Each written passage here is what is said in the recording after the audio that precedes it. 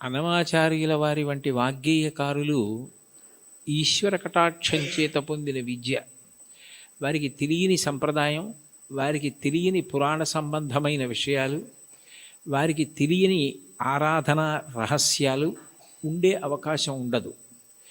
అందుకే వారు ఏ ప్రధాన భావనతో ఒక కీర్తనని రచన చేయడం ప్రారంభం చేశారో దానికి సంబంధించిన విషయాన్ని సమగ్రంగా కీర్తనలో ప్రతిపాదించగలుగుతారు. మీరు ఈ కీర్తనని పరిశీలిస్తే ఆయన కొండలలో నెలకొన్న కోనీటి రాయడువాడు అని ప్రారంభం చేశారు. శ్రీ వెంకటేశ్వరుడు కొండలలో నెలకొన్నాడు, 7 కొండలలో ఉన్నాడు అన్న విషయం అందరికీ తెలుసున్న విషయం. అయితే యథార్థానికి భగవంతుడు కొండ మీద ఉండడానికి ప్రధాన కారణం ఏమిటంటే, కొండ మీద ఉన్న దేవుణ్ణి తెలుసుకోవాలంటే కొండ ఎక్కాలి. 84 లక్షల జీవరాశులలో చాలా జీవరాశులు భూమికి అడ్డంగా వెన్నుపాము ఉండేటట్టు పుట్టి అడ్డంగానే వెన్నుపాము పెరిగేటట్టుగా బ్రతుకుతాయి. మనిషి ఒక్కడు భూమికి అడ్డంగా పుట్టి నిలువుగా పెరుగుతాడు. అంటే మనిషి ఒక్కడే ఊర్ధ్వముఖ చలనం చేసి భగవంతుణ్ణి తెలుసుకోగలడు. కొండలలో నెలకొన్నవాడు అన్న మాటకు అర్థం ఏమిటంటే, నువ్వు ఊర్ధ్వముఖ చలనం చేస్తే తెలుసుకోవడానికి అవకాశం ఇచ్చేటటువంటి వాడు. అందుకనే ఆయన ఆనందనిలయ విమానమునందు ఉంటాడు. అసలు ఈశ్వరుడికి పర్యాయ పదం ఆనందం. కృష్ణుడి పేరు కూడా నిజానికి కృష్ అంటే నిరతిశయ ఆనంద ఘనము. అటువంటి ఆనంద స్వరూపమైన భగవంతుడు నీకు అనుభవంలోకి రావాలి అంటే నువ్వు ఊర్ధ్వముఖ చలనం చెయ్యాలి. ఆయన కోనీటి రాయడు. సర్వసాధారణంగా నదుల యొక్క తీరాలలో ఈశ్వర దేవాలయాలు ప్రతిష్ఠితమవుతూ ఉంటాయి. అక్కడ స్వయంభూగా వ్యక్తమవుతూ ఉంటాడు. కానీ వెంకటేశ్వరుడు మాత్రం స్వామి పుష్కరిణికి ఎనలేని ప్రాధాన్యతనిచ్చి దాని పేరే స్వామి పుష్కరిణి అయింది. శ్రీ వెంకటేశ్వర సుప్రభాతానికి సంబంధించి మనం ఇచ్చే మంగళహారతి శ్లోకాల్లో కూడా శ్రీవైకుంఠ విరక్తాయ స్వామి పుష్కరిణీ తటే రమయా రమమాణాయ వెంకటేశాయ మంగళం అంటాం. వైకుంఠమునందు విరక్తి చెంది స్వామి పుష్కరిణి తటమునందు నివసించుచున్నవాడా అని పిలుస్తారు. దీనికి సంబంధించి బ్రహ్మపురాణంలో ఒక విశేషం కనపడుతుంది. సరస్వతీ నది ఒకప్పుడు గంగానది కన్నా తాను గొప్పది కావాలి అని భగవంతుడిని ఉద్దేశించి తపస్సు చేసింది. మనకి శాస్త్రములను పరిశీలిస్తే దేనికైనా పరిష్కారం, ఏది సాధించాలన్నా దానికి సాధనము తపస్సు. అసలు ఈ సృష్టి ప్రారంభంలో భగవంతుడు వాడిన మొట్టమొదటి మాట తపస్సు అంత గొప్పది. అందుకని గంగానది కన్నా తాను గొప్పది కావాలని సరస్వతీ నది తపస్సు చేయడం మొదలుపెట్టింది. పులశ్చ బ్రహ్మ అక్కడికి వచ్చారు. పులశ్చ బ్రహ్మ వచ్చినప్పుడు సరస్వతీ నదికి అధిష్టాన దేవత ఉంటుంది. ఆవిడికే కాదు, ప్రతి నదికి అధిష్టాన దేవత ఉంటుంది. ఆ అధిష్టాన దేవత అనుగ్రహించినప్పుడు ఒక రూపంతో ప్రత్యక్షమై కనపడుతుంది. అందుకే భాగవతంలో పరీక్షిత్ ప్రాయోపవేశం చేసినప్పుడు అమ్మా అని పిలిచిన నరు పొమ్మ అని ముక్తికడకు బుత్తువట, కృపన్ లెమ్మా నీ రూపముతో రమ్మా నాకెదురంగ గంగ రమ్యతరంగా అంటాడు. కాశీఖండంలో శ్రీనాథుడు కూడా గంగ అధిష్టాన దేవత ప్రాణోత్క్రమణమవుతున్న వాళ్ళని వచ్చి ఎలా అనుగ్రహిస్తుందో చెప్తాడు. ప్రత్యక్షమై వచ్చి భాగీరథి గంగ మృదులహస్తము సాచి మేను నివురు అంటాడు. అటువంటి సరస్వతీ నదికి కూడా అధిష్టాన దేవత ఉంటుంది. ఆవిడ తపమాచరిస్తోంది గంగ కన్నా గొప్పది కావాలి అని. గంగానదికి ఒక ప్రాముఖ్యత ఉంది. ఆవిడ ఒక్కతే త్రిపథగా అంటే 3 లోకముల యందు ప్రవహిస్తుంది. ఆమె స్వర్గలోకంలో ప్రవహిస్తే మందాకిని, భూమి యందు ప్రవహిస్తే భాగీరథి, పాతాళమునందు ప్రవహిస్తే భోగవతి. 3 లోకముల యందు ప్రవహించేది త్రిమూర్తుల యొక్క స్పర్శ కలిగినది గంగానది ఒక్కటే. బ్రహ్మకమండలంలో ఆయన నిత్య వ్యాపారము చేసుకోవడానికి అంటే నిత్యకర్మ చేయడానికి ఉపయుక్తమవుతుంది. ఆదావాది పితామహస్య నియమ వ్యాపార పాత్రీజలం అంటారు శంకరాచార్యులు వారు గంగాష్టకం చేస్తూ. ఆ తర్వాత బలిచక్రవర్తి వామనమూర్తికి 3 అడుగుల నేల దానం చేసినప్పుడు ఆ వామనమూర్తి భూమిని కొలిచి ఆకాశాన్నంతటినీ కొలిచేస్తూ పెరిగిపోయాడు. ఇంతంతైవటుడింతయై మరియుతానింతై అభోవీధిపై అంతైతో యదమండలగ్రమణ కల్లంతై ప్రభారాశిపై అంతై చంద్రునకంతయై ధ్రువినిపై అంతై మహర్వాటిపై అంతై సత్యపథోన్నతుండకుచు బ్రహ్మాండాంత సంవర్ధియ్యని. అలా పెరిగిపోతున్నప్పుడు ఆయన పాదం వస్తోంది. చూడండి, మీ పాదం మా ఇంట్లో పెట్టండి అంటారు. మీ పాదం మా ఇంట్లో పెట్టండి అంటే వాళ్ళ ఇంట్లో కూర్చుని పాదం జాపి వాళ్ళ ఇంట్లో పెడతాడా? కాదు. మీ పాదం మా ఇంట్లో పెట్టండి అంటే మీరు మా ఇంటికి రండి అని. విష్ణు పాదం వస్తోంది అంటే విష్ణు వస్తున్నారని. విష్ణువెవరు? బ్రహ్మగారికి తండ్రి. అందుకని బ్రహ్మగారు గబగబా సత్యలోకంలోంచి బయటికి వచ్చి, మా నాన్నగారి పాదం బయటకు వస్తోంది, కొడుకుగా మా నాన్నగారు వస్తున్నప్పుడు ఆయన కాళ్ళు కడగడం నా కర్తవ్యం అని తన పుట్టిల్లిది పొమ్మటంచునజుడున్ తన్నాభిపంకీరుహంబు నిరీక్షించి నటించి ఉన్నత పదంబున్గాంచి తత్పాదశీచనముంచేస కమండలూదకములన్ చల్లించి తత్తోయముల్ వినువీధిన్ ప్రవహించే దేవనదిగా విశ్వాత్ము కీర్తి ప్రభన్ అంటారు. బ్రహ్మగారు విష్ణుపాదములు గడిగారు ఆ గంగాజలాలతో. తర్వాత భగీరథుడు తపస్సు చేస్తే గంగ పైనుంచి కింద పడుతున్నప్పుడు మధ్యలో పరమేశ్వరుడు దాన్ని పట్టాడు. భవాంగపతితంతోయం పవిత్రమితి పస్పృశు అంటారు రామాయణం బాలకాండలో. శివుడి యొక్క శరీరానికి అంతటికీ తగిలి గంగ ప్రవహించింది. ముగ్గురు మూర్తుల యొక్క స్పర్శని పొందింది. జహ్ను మహర్షి తాగి బయటికి వదిలిపెట్టారు. తస్మాత్ జహ్నుసుతా గంగా ప్రోచ్యతే జాహ్నవీతి చ అంటారు వాల్మీకి మహర్షి రామాయణంలో. జహ్నువు తాగి శరీరంలోంచి బయటికి వదిలిపెట్టారు కాబట్టి జాహ్నవి అయింది. ఋషి తీసుకొచ్చారు కాబట్టి ఋషి స్పర్శని పొందింది, అంటే జహ్నువు శరీరంలోంచి వచ్చింది. భగీరథుడు రాజర్షి, రాజు తీసుకొచ్చాడు కాబట్టి, ఒక ధర్మం కోసం తీసుకొచ్చాడు కాబట్టి అంత పవిత్రమూర్తి అయి సగరులను ఉద్ధరించింది.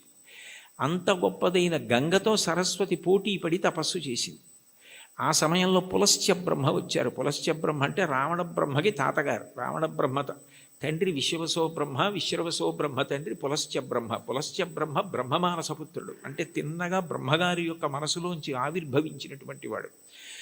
అంత గొప్పవాడైన పులస్త్య బ్రహ్మ వస్తే, సరస్వతీ నది తపస్సు చేస్తున్నాను కదా, ఇప్పుడు నేను లేవవలసిన అవసరం ఏముందని లేవలేదు, స్వాగతం పలకలేదు, అర్ఘ్యపాద్యాదులు ఇవ్వలేదు. ఎంత పూజలో ఉన్నా, ఎంత వ్రతంలో ఉన్నా, ఎంత గొప్ప కార్యం చేస్తున్నా మహాత్ములు వచ్చినప్పుడు లేచి నిలబడి అర్ఘ్యపాద్యాదులు ఇవ్వాలి.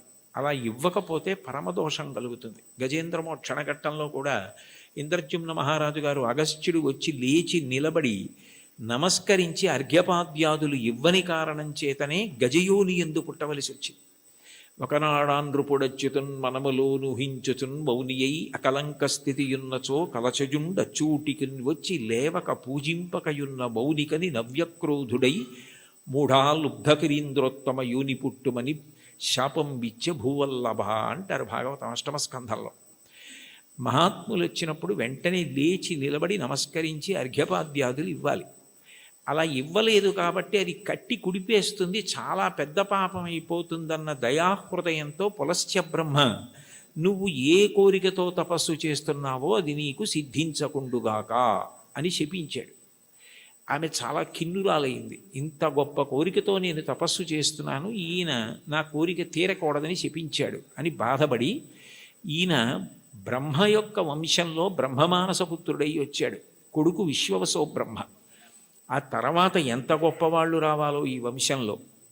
నీ వంశము రాక్షస వంశమైపోతుంది, బ్రహ్మకోవిదులు రారు, ఇక పైన రాక్షసులు పుడతారు నీ వంశంలో అని శపించింది. ఆయన చాలా బాధపడి, నువ్వు నన్ను ఇట్లా శపించావు, ఆమె త్రిపథ గంగ, ఆమెతో సమానం ఎట్లా కాగలవు? అందుకని నీ దోషము పోయేటట్టు, దాని వలన నీకు ఇబ్బంది రాకుండా ఉండేటట్టు నువ్వు ఎటూ గంగతో సమానం కావడం సాధ్యం కాదు కాబట్టి నేను దానినే శాపవాక్కుగా వదిలే. కానీ నువ్వు నా పట్ల చాలా క్రౌర్యంతో ప్రవర్తించి నా వంశమే రాక్షస వంశం అవ్వాలని శపించావు, శాపావకాశం ఇమ్మన్నాడు. అంటే సరస్వతీ నది అందరూ రాక్షసులైన ఒకడు మహాధర్మాత్ముడు నీ వంశంలో పుడతాడని అందుకే విభీషణుడు పుట్టాడు. తర్వాత సరస్వతీ నది మళ్ళీ తపస్సు చేస్తే నారాయణుడు ప్రత్యక్షమై, గంగతో సమానం నువ్వు కావడం సాధ్యం కాదు, ఆమె త్రిపథగా, అందుకని అట్లాంటి వరం ఇవ్వలేను, కానీ నేను నీకు ఒక ప్రత్యేకమైన వరం ఇస్తున్నాను. సృష్టిలో ఎక్కడా లేని ఒక గొప్ప పుష్కరిణివి నువ్వు అవుతావు. నీ యందు 3.5 కోట్ల తీర్థములు వచ్చి చేరుతాయి. తీర్థం అంటేనే ఋషుల యొక్క నియమాలు తపఫలాలు అందులో నిక్షేపింపబడి ఉంటాయి. అటువంటి 3.5 కోట్ల తీర్థములు నీ యందు ప్రవేశిస్తాయి. కలియుగంలో నేను శ్రీవేంకటేశ్వరుడు అన్న పేరుతో అవతరించినప్పుడు నీ పుష్కరిణి సమీపంలో అవతరిస్తాను. అవతరించినప్పుడు ఎందరో వచ్చి నీ యందు స్నానం చేసి కృతార్థులవుతారు. పుష్కరిణిలలో నీకన్నా గొప్పది ఇక ఉండదు. నువ్వే గొప్పదానివి అవుతావు. నీకంత గొప్ప వరం ఇస్తున్నానని వరం ఇచ్చాడు. అందుకని సరస్వతి నది పుష్కరిణిగా వచ్చింది. స్వామి పుష్కరిణిగా వస్తే శ్రీ వెంకటేశ్వరుడు సాక్షాత్ శ్రీమన్నారాయణుడు వెంకటేశ్వరుడిగా అవతరించాడు. కొండలలో నెలకొన్న కోనేటి రాయడు వాడు అంటే ఎప్పుడో తానిచ్చిన వరాన్ని నిజం చేయడానికి సరస్వతీ నదిని పుష్కరిణి చేసి ఆ పుష్కరిణి ఒడ్డున వెలిసినటువంటి దయామూర్తి.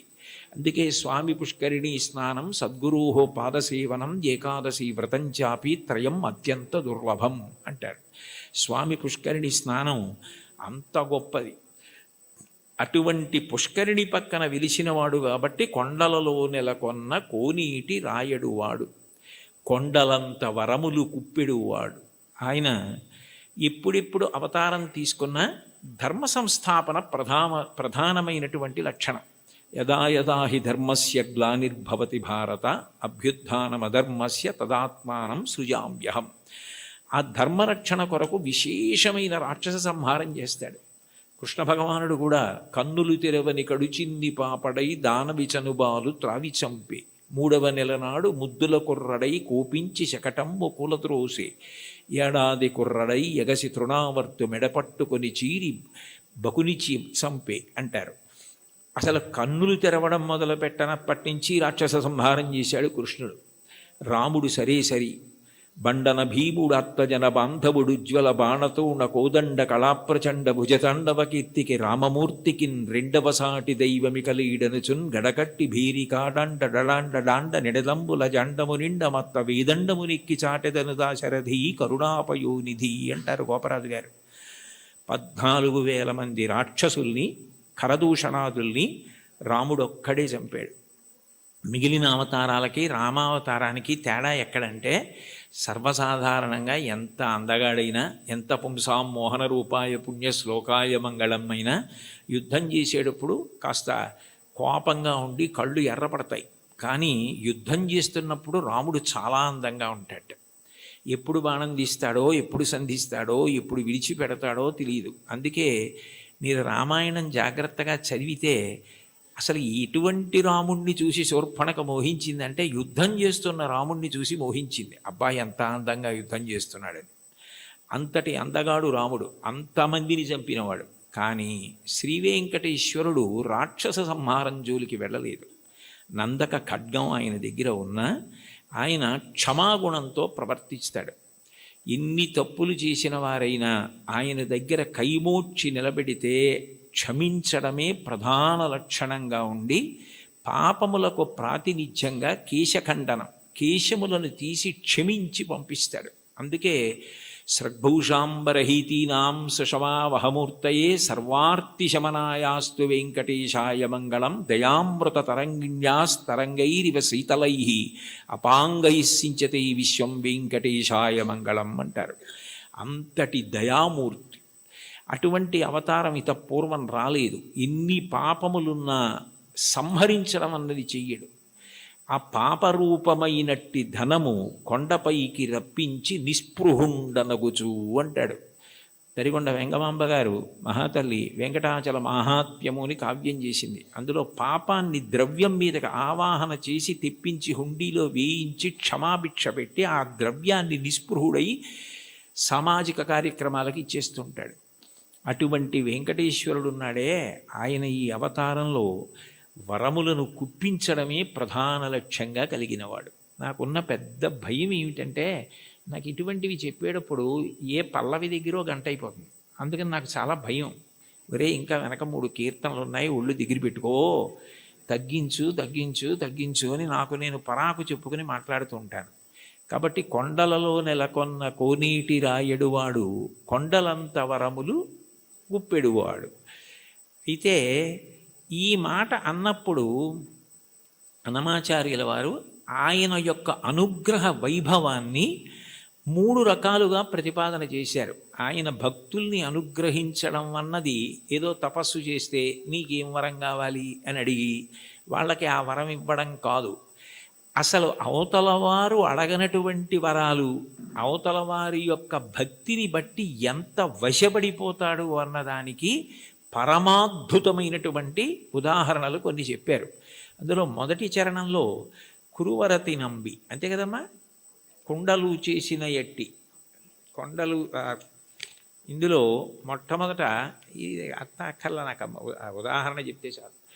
కుండలు చేసేటటువంటి కుమ్మరిదాసుడైన కురవరతి నంబి, కుండలు చేసేటటువంటి ఒక కుమ్మరి వృత్తిలో ఉన్నటువంటి వ్యక్తిని ఆయన ఎంత అనుగ్రహించారన్నది ఉదాహరణగా చెప్తున్నారు.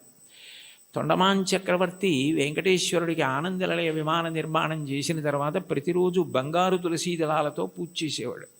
అసలు వెంకటేశ్వర స్వామి ఈ లోకంలో ఆవిర్భవించినప్పుడు మొట్టమొదట చెప్పిన మాట, ఏకీన తులసి మాత్ర దళీనాపి నరోత్తమ పూజయేద్ భక్తిభావైన తంరక్షామితి మత్పణః. నాకు భక్తితో ఒక్క తులసి దళం ఇస్తే చాలు, అన్యథా నేను ఇంకేం కోరను. నేను కోరుకునేది నేను చెప్పినట్టు బ్రతకడం. ధర్మం అన్న మాటకు అర్థం ఏమిటంటే ఆయన చెప్పినట్టు బ్రతకడమే ధర్మం. దానికి ఫలితం ఏమిటంటే ఆయన సంతోషిస్తాడు. ఆయన సంతోషం కన్నా నాకు ఇంకేం అక్కర్లేదు. ఆయన సంతోషం కోసం నేను ధార్మికంగా బ్రతికితే నాకు చాలు అన్నవాడెవరో వాడు ధర్మాత్ముడు. అటువంటి ధార్మిక జీవనము ఎవరి ఎందున్నదో వారు ఆయన దగ్గరికి వచ్చారా, ఆయన కోరారా, ఇవన్నీ ఆయన చూడడం. దానికి ప్రబల ఉదాహరణ ఏమిటంటే తొండమాన్ చక్రవర్తి బంగారు తులసి దళాలు పూజ చేస్తే తీసేసి పాదాల మించి ఆ భీముడు అన్న ఆ కుమ్మరి ఆయన ప్రతిరోజు కొండలు చేయడం మొదలు పెట్టగానే అసలు దాన్ని వెంకటాచల మహాత్యంలో ఎంత గొప్పగా వర్ణిస్తారు. బంకమన్నుతో దళాలు చేసి కొయ్య వెంకటేశ్వరుడి పాదాల మీద సమర్పణం చేసి మొదలెట్టేవాడు ఆయన. ఆయన వరకు ఆయనకి అది కొయ్య బొమ్మ కాదు, అది వెంకటేశ్వరుడు. అలా నమ్మి చేశాడు ఆయన. రోజు ఆ దళాలు ఉండేవి, మట్టి దళాలు. బంగారు దళాలు పక్కకు పోయేవి. తొండమాన్ చక్రవర్తి చూసి చాలా ఆశ్చర్యపోయాడు, ఇదేమిటి నేను బంగారు దళాలతో చేస్తే మట్టి దళాలు ఉంటాయి ఏమిటని. అప్పుడు వెంకటేశ్వరుడు మాట్లాడాడు, ఆయననే అడిగాడు. అడిగితే ఆయన అన్నాడు, ఇవన్నీ నాకు అక్కర్లేదు, ఈ పటాటోపం నాకెందుకు, ఆ బంగారం నేను సృష్టించింది, నేను ఇవ్వనిది నేను సృష్టించనిది ఎక్కడా ఉండదు. నాకు కావలసినది భక్తి, అది నిండుగా ఉన్నది భీముడి దగ్గర ఉంది. అందుకని నేను ఆయన మట్టితో చేసిన ఆ బంకమన్ను తులసి దళాలు తీసుకుంటూ ఉంటాను. ఆయన ఎక్కడ ఉంటాడు అంటే ఏదో కొంత దూరంలో ఉన్నాడంటే అక్కడికి వెళ్ళాడు తొండమాన్ చక్రవర్తి. ఆయన వెళ్ళేసరికి వెంకటేశ్వరుడు కూడా వచ్చాడు. ఆయన నాకేముంది నేనేం పెట్టగలను లేదు, తనకేముందో అది వెండి పళ్ళాలు బంగారు పళ్ళాల్లో పెట్టలేడు. కాబట్టి ఆయన చేస్తున్న కుండల్లో కొత్త కుండ పగలగొట్టి ఆ కుండ పెంకులో ఆయన తినే సంకటి పెట్టాడు. పరమప్రీతిగా తిన్నాడు వెంకటేశ్వరుడు. ఆయనకి ఏం కావాలి? ఆయనకి కావలసింది భక్తి. భక్తి కల్గు కూడు పట్టెడైనను చాలు, దళమైన పుష్పమైనను. చివరికి సలిలమైన బాయని భక్తిని కొలచిన జనులర్పించిన ఎలమిన్ రుచిరాన్నముగను ఏనుభుజింతున్నంటాడు కుచేలోపాఖ్యానంలో. భక్తితో పెట్టినది ఆయనకు కావాలి, అది ఆయన తిన్నాడు. తిని ఒక వరం ఇచ్చాడు. అసలు నిజానికి ఆ వరం ఆయన అడగలేదు భీముడు. ఆయన మీరు రండి నా దగ్గరికి అని అడగలేదు, ఆయనే వెళ్ళాడు. వెళ్ళి ఇక పైన నా అవతారం భూమి మీద ఉన్నంత కాలము కూడా నేను తీసుకునే మహానైవేద్యం కుండ పెంకులో ఉంటుంది. అందుకని ఓడు ప్రసాదం అని ఇప్పటికీ కూడా ఆనందనిలయ విమానం లోపల కొత్త కుండ పెంకులోనే ఆయనకి నైవేద్యం అవుతుంది అని అంటారు. అంటే అడగకుండానే అంత గొప్ప వరాన్నిచ్చి భీముణ్ణి భార్యని కూడా దివ్యమైన విమానం ఎక్కించి వైకుంఠానికి తీసుకెళ్ళాడు. బ్రహ్మాదులకు ఆయన మాట తప్ప ఆయన రూపు అసలు దర్శనం అవ్వదంటారు. అలాంటి వాళ్ళని తీసుకెళ్ళాడు. అంటే ఊహించని వరం. కొండలలో ఉన్నవాడు కొండలంత వరం ఇవ్వగలిగినవాడు, ఊహించలేని వరం ఇవ్వగలిగినవాడు. ఆయనను ఇది ఇవ్వండి అని కాకుండా భక్తితో ప్రేమతో ఆయనని పట్టుకోగలిగితే ఆయన ఏదిస్తాడన్న దాన్ని ఊహించడం కూడా నీకు సాధ్యం కాదు. రెండవ చరణంలో తిరుకచ్చినంబి గురించి చెప్తున్నారు. కాంచీపురంలో తిరుకచ్చినంబి అని బాగా స్వామివారికి ఆంత్యవాసిత్వం చేసేవాడయ్య. ఎంత భక్తుడంటే ఇంచుమించు అర్జునుడిలా సఖ్యభక్తి గెలిపాడు ఆయన. ఉదయం బాలభోగం అంటారు కదా, ప్రాతకాల నైవేద్యం అయిపోయిన తర్వాత అందరు వెళ్ళిపోయేవారు. వరదరాజస్వామి కాంచీపురంలోని ఉండబోయ్ అని తిరుకొచ్చినంబిని కూర్చోబెట్టుకుని లౌకిక విషయాల దగ్గర మొదలుపెట్టేవారు. కాంచీపురంలో ఆ వీధిలో ఆ ఇంట్లో ఏం జరిగింది, ఇక్కడ ఏం జరిగింది, ఖాళీ ఉన్నప్పుడు మనం ఎలా మాట్లాడుకుంటామో అలా మాట్లాడుకోవడం మొదలుపెట్టి తర్వాత శాస్త్ర చర్చ, వేదాంత ప్రవచనం ఇవన్నీ చేస్తూ ఉండేవారు. ఇద్దరు మాట్లాడుకుంటూ ఉండేవారు. మహానైవేద్యం వరకు ఉండి ఆయన అలా పడుకుంటే ఈయన విసినికర్ర పెట్టి విసురుతూ ఉండేవాడు. ఎప్పుడు చూడండి కంచి గరుడ సేవ అంటారు, అలా ఆయనకి ఎప్పుడు విసినికర్ర పట్టి విసురుతూ ఆయనతో మాట్లాడుతుండేవాడు. మహానైవేద్యం తర్వాత నేను కాసేపు విశ్రాంతి తీసుకుంటానంటే ఆయన పాపం ఇంటికి వెళ్ళిపోయేవాడు. తిరిగొచ్చినప్పుడు వెళ్ళిపోయి భోజనం చేసి మళ్ళీ సాయంకాలం స్వామివారి ఆరాధన ప్రారంభానికి వచ్చి మళ్ళీ విసురుతూ ఉండేవాడు ఏకాంత సేవ వరకు. అలా చాలా కాలం గడిచిపోయింది. వీళ్ళిద్దరూ మాట్లాడుకుంటారన్న విషయం కూడా లోకంలో ప్రచారం అయిపోయింది. ఒక రోజున మధ్యాహ్న కాలం ఇంకా దగ్గర పడిపోతుంది, ఇంకా మహానైవేద్యానికి వచ్చేస్తారు. నేను వెళ్ళి మళ్ళీ సాయంకాలం వస్తాను స్వామి అని చెప్పి ఈ తిరుకచ్చినంబి గుడిలోంచి బయటకు వస్తున్నాడు. బ్రహ్మాండమైన వర్షం. ఎలా వెళ్ళాలి? వెళ్ళడం ఆలస్యం అయితే రావడం ఆలస్యం అవుతుంది. రావడం ఆలస్యం అయితే స్వామివారికి విసినిగర్ర పెట్టి విసరద్దు, ఎట్లా సేవ ఆలస్యం అయిపోతుంది, ఇంత వర్షం పడుతోంది, ఎలా వెళ్ళడం అని ఆలోచిస్తున్నాడు. ఎవరో ఒక వృద్ధ వైష్ణవుడు ఒక ఆయన వచ్చి స్వామివారు పంపించారు, మీరు గబగబా ఇంటికి వెళ్ళాలట కదా, నేను గొడుగు పడతాను రండి అని చెప్పి గొడుగు పట్టాడు. ఆ గొడుగులో తిరుకచ్చినంబి ఇంటికి వెళ్ళాడు. మీరు భోజనం చేసి రండి, నేను ఇక్కడే ఉంటాను, సాయంకాలం వాన తగ్గకపోతే మళ్ళీ గొడుగులో తీసుకెళ్తానన్నాడు. అని సాయంకాలం మళ్ళీ గొడుగులో ఆయన్ని తీసుకొస్తున్నాడు తిరుకచ్చినంబిని. కొంచెం ఆలస్యమైంది వర్షం వల్ల. ఈలోగా సాయంకాలం సేవ కోసం అర్చకుడు వరదరాజస్వామి గుడి తీసి తలుపులు తీశారు. తలుపులు తీస్తే లోపల స్వామివారు లేరు. వాళ్ళు కంగారు పడిపోయి తిరుకచ్చినంబితో మాట్లాడుతూ ఉంటాడు కదా, ఏం దోషం జరిగిందో చూద్దాం ఆయనకి తెలుస్తుందని ఆయన కోసం వెతికారు. ఆయన లేరు. ఆయన కొంచెం ఆలస్యంగా వచ్చారు. నీకేమైనా తెలుసా నంబి, స్వామివారు ఏమైపోయారు, కనపట్టలేదు, ఏమైనా అపరాధం జరిగిందా, ఎవరినన్నా భక్తులను అనుగ్రహిస్తున్నారా అని కంగారు పడిపోతున్నారు. అదేమిటి నాకు తెలీదు, ఎక్కడికి వెళ్ళిపోయారని చెప్పి ఆయన స్వతంత్రంగా ఇంట్లోకి వెళ్ళి వస్తువుల్ని వెతికే యజమాని ఎలా ఉంటాడో అలా వెళ్ళి అదేమిటి స్వామివారు లేకపోవడం ఏమిటని చూస్తే ఆయన అలాగే పడుకుని ఉన్నారు. అయ్యో ఇక్కడే ఉన్నారు వరదరాజస్వామి వారు, మీరు వెతుకుతున్నారు ఏమిటన్నారు. వచ్చి చూసేటప్పటికి ఆయన ఒంటి మీద వర్షపు నీటి చుక్కలు ఉన్నాయి. అంటే తాను తడిసి తిరుకచ్చినంబికి గొడుగు బట్టి తీసుకొచ్చారు. ఆ తిరుకచ్చినంబి ఇంట్లో భోజనం చేసినంతసేపు వరదరాజస్వామి వారు బయట నించున్నారు. బయట నించుని గొడుగు పట్టుకుని నించుని ఆయన వచ్చిన తర్వాత ఆయన్ని తీసుకుని వచ్చారు.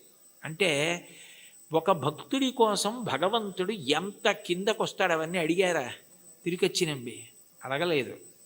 అడగకపోయినా అంత కిందకొచ్చి తర్వాత భాగవతులతో కలిసి ఎలా ఉండాలో చెప్పి చిట్ట చివరికి మోక్షం ఇచ్చారు. ఆ తిరుకచ్చినంబిని అనుగ్రహించినటువంటి వరదరాజు వెంకటేశ్వరుడి కన్నా భిన్నుడు కాడు. ఒకటే, అదే అనేక కీర్తనల్లో ప్రతిపాదిస్తారు ఆ రాముడే వెంకటేశ్వరుడు అని. అటువంటి తిరుకచ్చినంబిని ఊహకందని రీతిలో అనుగ్రహించవే. ఎవరైనా వరం అడిగితే ఏం అడుగుతాడు? ఏదో జ్ఞానం ఇమ్మంటాడు, లేకపోతే భక్తి ఇమ్మంటాడు, డబ్బు ఇమ్మంటాడు, ఏదో వృద్ధిని అడుగుతాడు. వాళ్ళు అసలు ఏమీ అడగలేదు.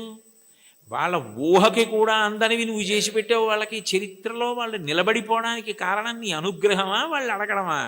అంటే నీ అనుగ్రహం. అంత అనుగ్రహం దేనికి చేశావు? విసినికర్ర పెట్టి విసిరితే చేశాడు అనగలరా మీరు? కాదు. ఆ ప్రేమ, అంత ప్రేమ. ఆ ప్రేమ చివరికి ఏమైపోయిందంటే లౌకిక సంభాషణ నుంచి శాస్త్ర చర్చ వరకు వెళ్ళి తిరుకచ్చినంబి ఇంటికి గొడుగులో తీసుకెళ్ళి గొడుగట్టు వీధిలో నించుని మళ్ళీ తీసుకొచ్చి వర్షం తాను మీద పడేటట్టు చేసుకున్న ఇంతగా లొంగిపోయి దిగొచ్చి అనుగ్రహించినటువంటి ఓ స్వామి, నీ దయకి హద్దు ఎక్కడుంది? అంటే వెంకటేశ్వరుడు అనుగ్రహించే తీరు అట్లా ఉంటుంది. మామూలుగా ఏదో కొడుకునిచ్చాడు, కూతుర్నిచ్చాడు, పెళ్లి చేయించాడు, ఉద్యోగం ఇచ్చాడు, ఇవి కాదు. కొండలంత వరములు ఇచ్చేటటువంటి వాడు. అది చెప్పడానికి ఎంతంత గొప్ప ఉదాహరణలు తీసుకున్నారు. అంత దిగొచ్చినటువంటి ఉదాహరణ ఇంకొకటి చెప్పారు. అందులో ఇప్పటికీ కూడా మీరు వెంకటేశ్వర స్వామి వారు ఊరిరిగింపుగా వెళుతూ ఉంటారు ప్రదక్షిణ వీధుల్లో. ఆ వెళ్తున్నప్పుడు ఆ స్వామివారికి ఊంజల్ సేవ జరిగిన ప్రాంతం నుంచి తిన్నగా వెళ్ళిపోయినప్పుడు మలుపు తిరుగుతారు. అది వరాహస్వామి గుడి వైపుకి. ఆ మూల చూస్తే ఎడం పక్కకి వెడితే ఇప్పటికీ కూడా అనంతాళ్వార్ చెరువు అని ఉంటుంది. అనంతాళ్వార్ ట్యాంక్, ఏటీసీ కాటేజెస్ అంటారు. అంటే అనంతాళ్వార్ ట్యాంక్ కాటేజెస్ యథార్థానికి అవి. ఆయన ఒకప్పుడు వెంకటేశ్వర స్వామి వారికి పుష్పకైంకర్యం చెయ్యాలి, తగినన్ని పూలు లేవు కొండ మీదని భార్యతో వచ్చి చెరువు తవ్వుతున్నారు. నీరు ఉంటే కదా మొక్కలు పెంచడం అని. ఆ చెరువు తవ్వుతుంటే భార్య గర్భిణి. ఆమె నెలకి నిండు గర్భిణి అయి పాపం ఈయన తవ్వుతుంటే ఆ మట్టి అట్టుకుని పట్టుకెళ్ళి దూరంగా పోసి మళ్ళీ తట్ట తెస్తుంటే చూడలేక వెంకటేశ్వర స్వామి ఓ 12 ఏళ్ల పిల్లాడి రూపంలో వచ్చి, అమ్మ నేను పట్టుకెడతానులేండి మట్టి తట్ట, మీరు నించోండని గబగబా పట్టుకెళ్ళి మట్టి పోసేసి మళ్ళీ ఖాళీ తట్ట అట్టుకొచ్చేస్తున్నారు. ఏమిటి నిండు గర్భిణి, నేను మట్టి తవ్వే లోపల తట్ట పట్టుకెళ్ళి ఎక్కడో మట్టి పోసేసి మళ్ళీ మట్టి తట్ట పట్టుకొచ్చేస్తోంది అని ఆయన ఆశ్చర్యపోయి తలెత్తి భార్యని అడిగారు, ఇంత తొందరగా ఎలా తీసుకెడుతున్నావు అన్నారు. నేను కాదు, ఇదిగో ఈ పిల్లాడు మీరు ఇంతకు ముందు ఒకసారి వచ్చి సేవ చేస్తానంటే వద్దు, మా గురువుగారి మాట నేనే చేసుకోవాలి, మా ఆవిడ చేసుకోవాలన్నారు. కానీ అమ్మ నువ్వు నిండు గర్భిణివి కదా, చేసి పెడతానంటే కాదనలేక చేయమన్నాను, ఆ పిల్లాడు మోస్తున్నాడు మట్టి తట్ట అంది ఆవిడ. అమ్మ ధూర్తుడా, వద్దురా, ఇది మా గురువుగారు చెప్పారు, నేను మా ఆవిడ చేయవలసిన సేవ అంటే ఇప్పుడు మళ్ళీ మా ఆవిడ్ని పట్టుకుని జాగ్రత్తగా నువ్వు మోహేస్తున్నావా మట్టి, నీ పని చెప్తానని చేతిలో ఉన్న గుణపం పట్టుకుని వెంకటేశ్వరుణ్ణి కొట్టడానికి పరిగెత్తారు. ఆయన గుడి చుట్టూ పరిగెత్తారు ఇప్పుడున్న ప్రదక్షిణ వీధుల్లో. వెనక అనంతాచార్యులు వారు పరిగెత్తారు. ఆయన ఆనందనిలయం విమానంలో దూరిపోతుంటే కోపం వచ్చి పిల్లాడు పారిపోతున్నాడని గుణపం విసిరారు. ఆ గుణపం వెళ్ళి గడ్డానికి కొట్టుకుంది. ఆ గడ్డం బద్దలై నెత్తురు కారింది. ఈయన సరే పిల్లాడు పారిపోయాడు, దొరకపోతాడా అని వెళ్ళిపోయారు. సాయంకాలం సంధ్యావందనం చేసుకుని గుళ్ళోకి వెళ్ళేటప్పటికీ స్వామివారి గడ్డంలోంచి రక్తం కారుతోంది. అందరూ కంగారు పడిపోతున్నారు.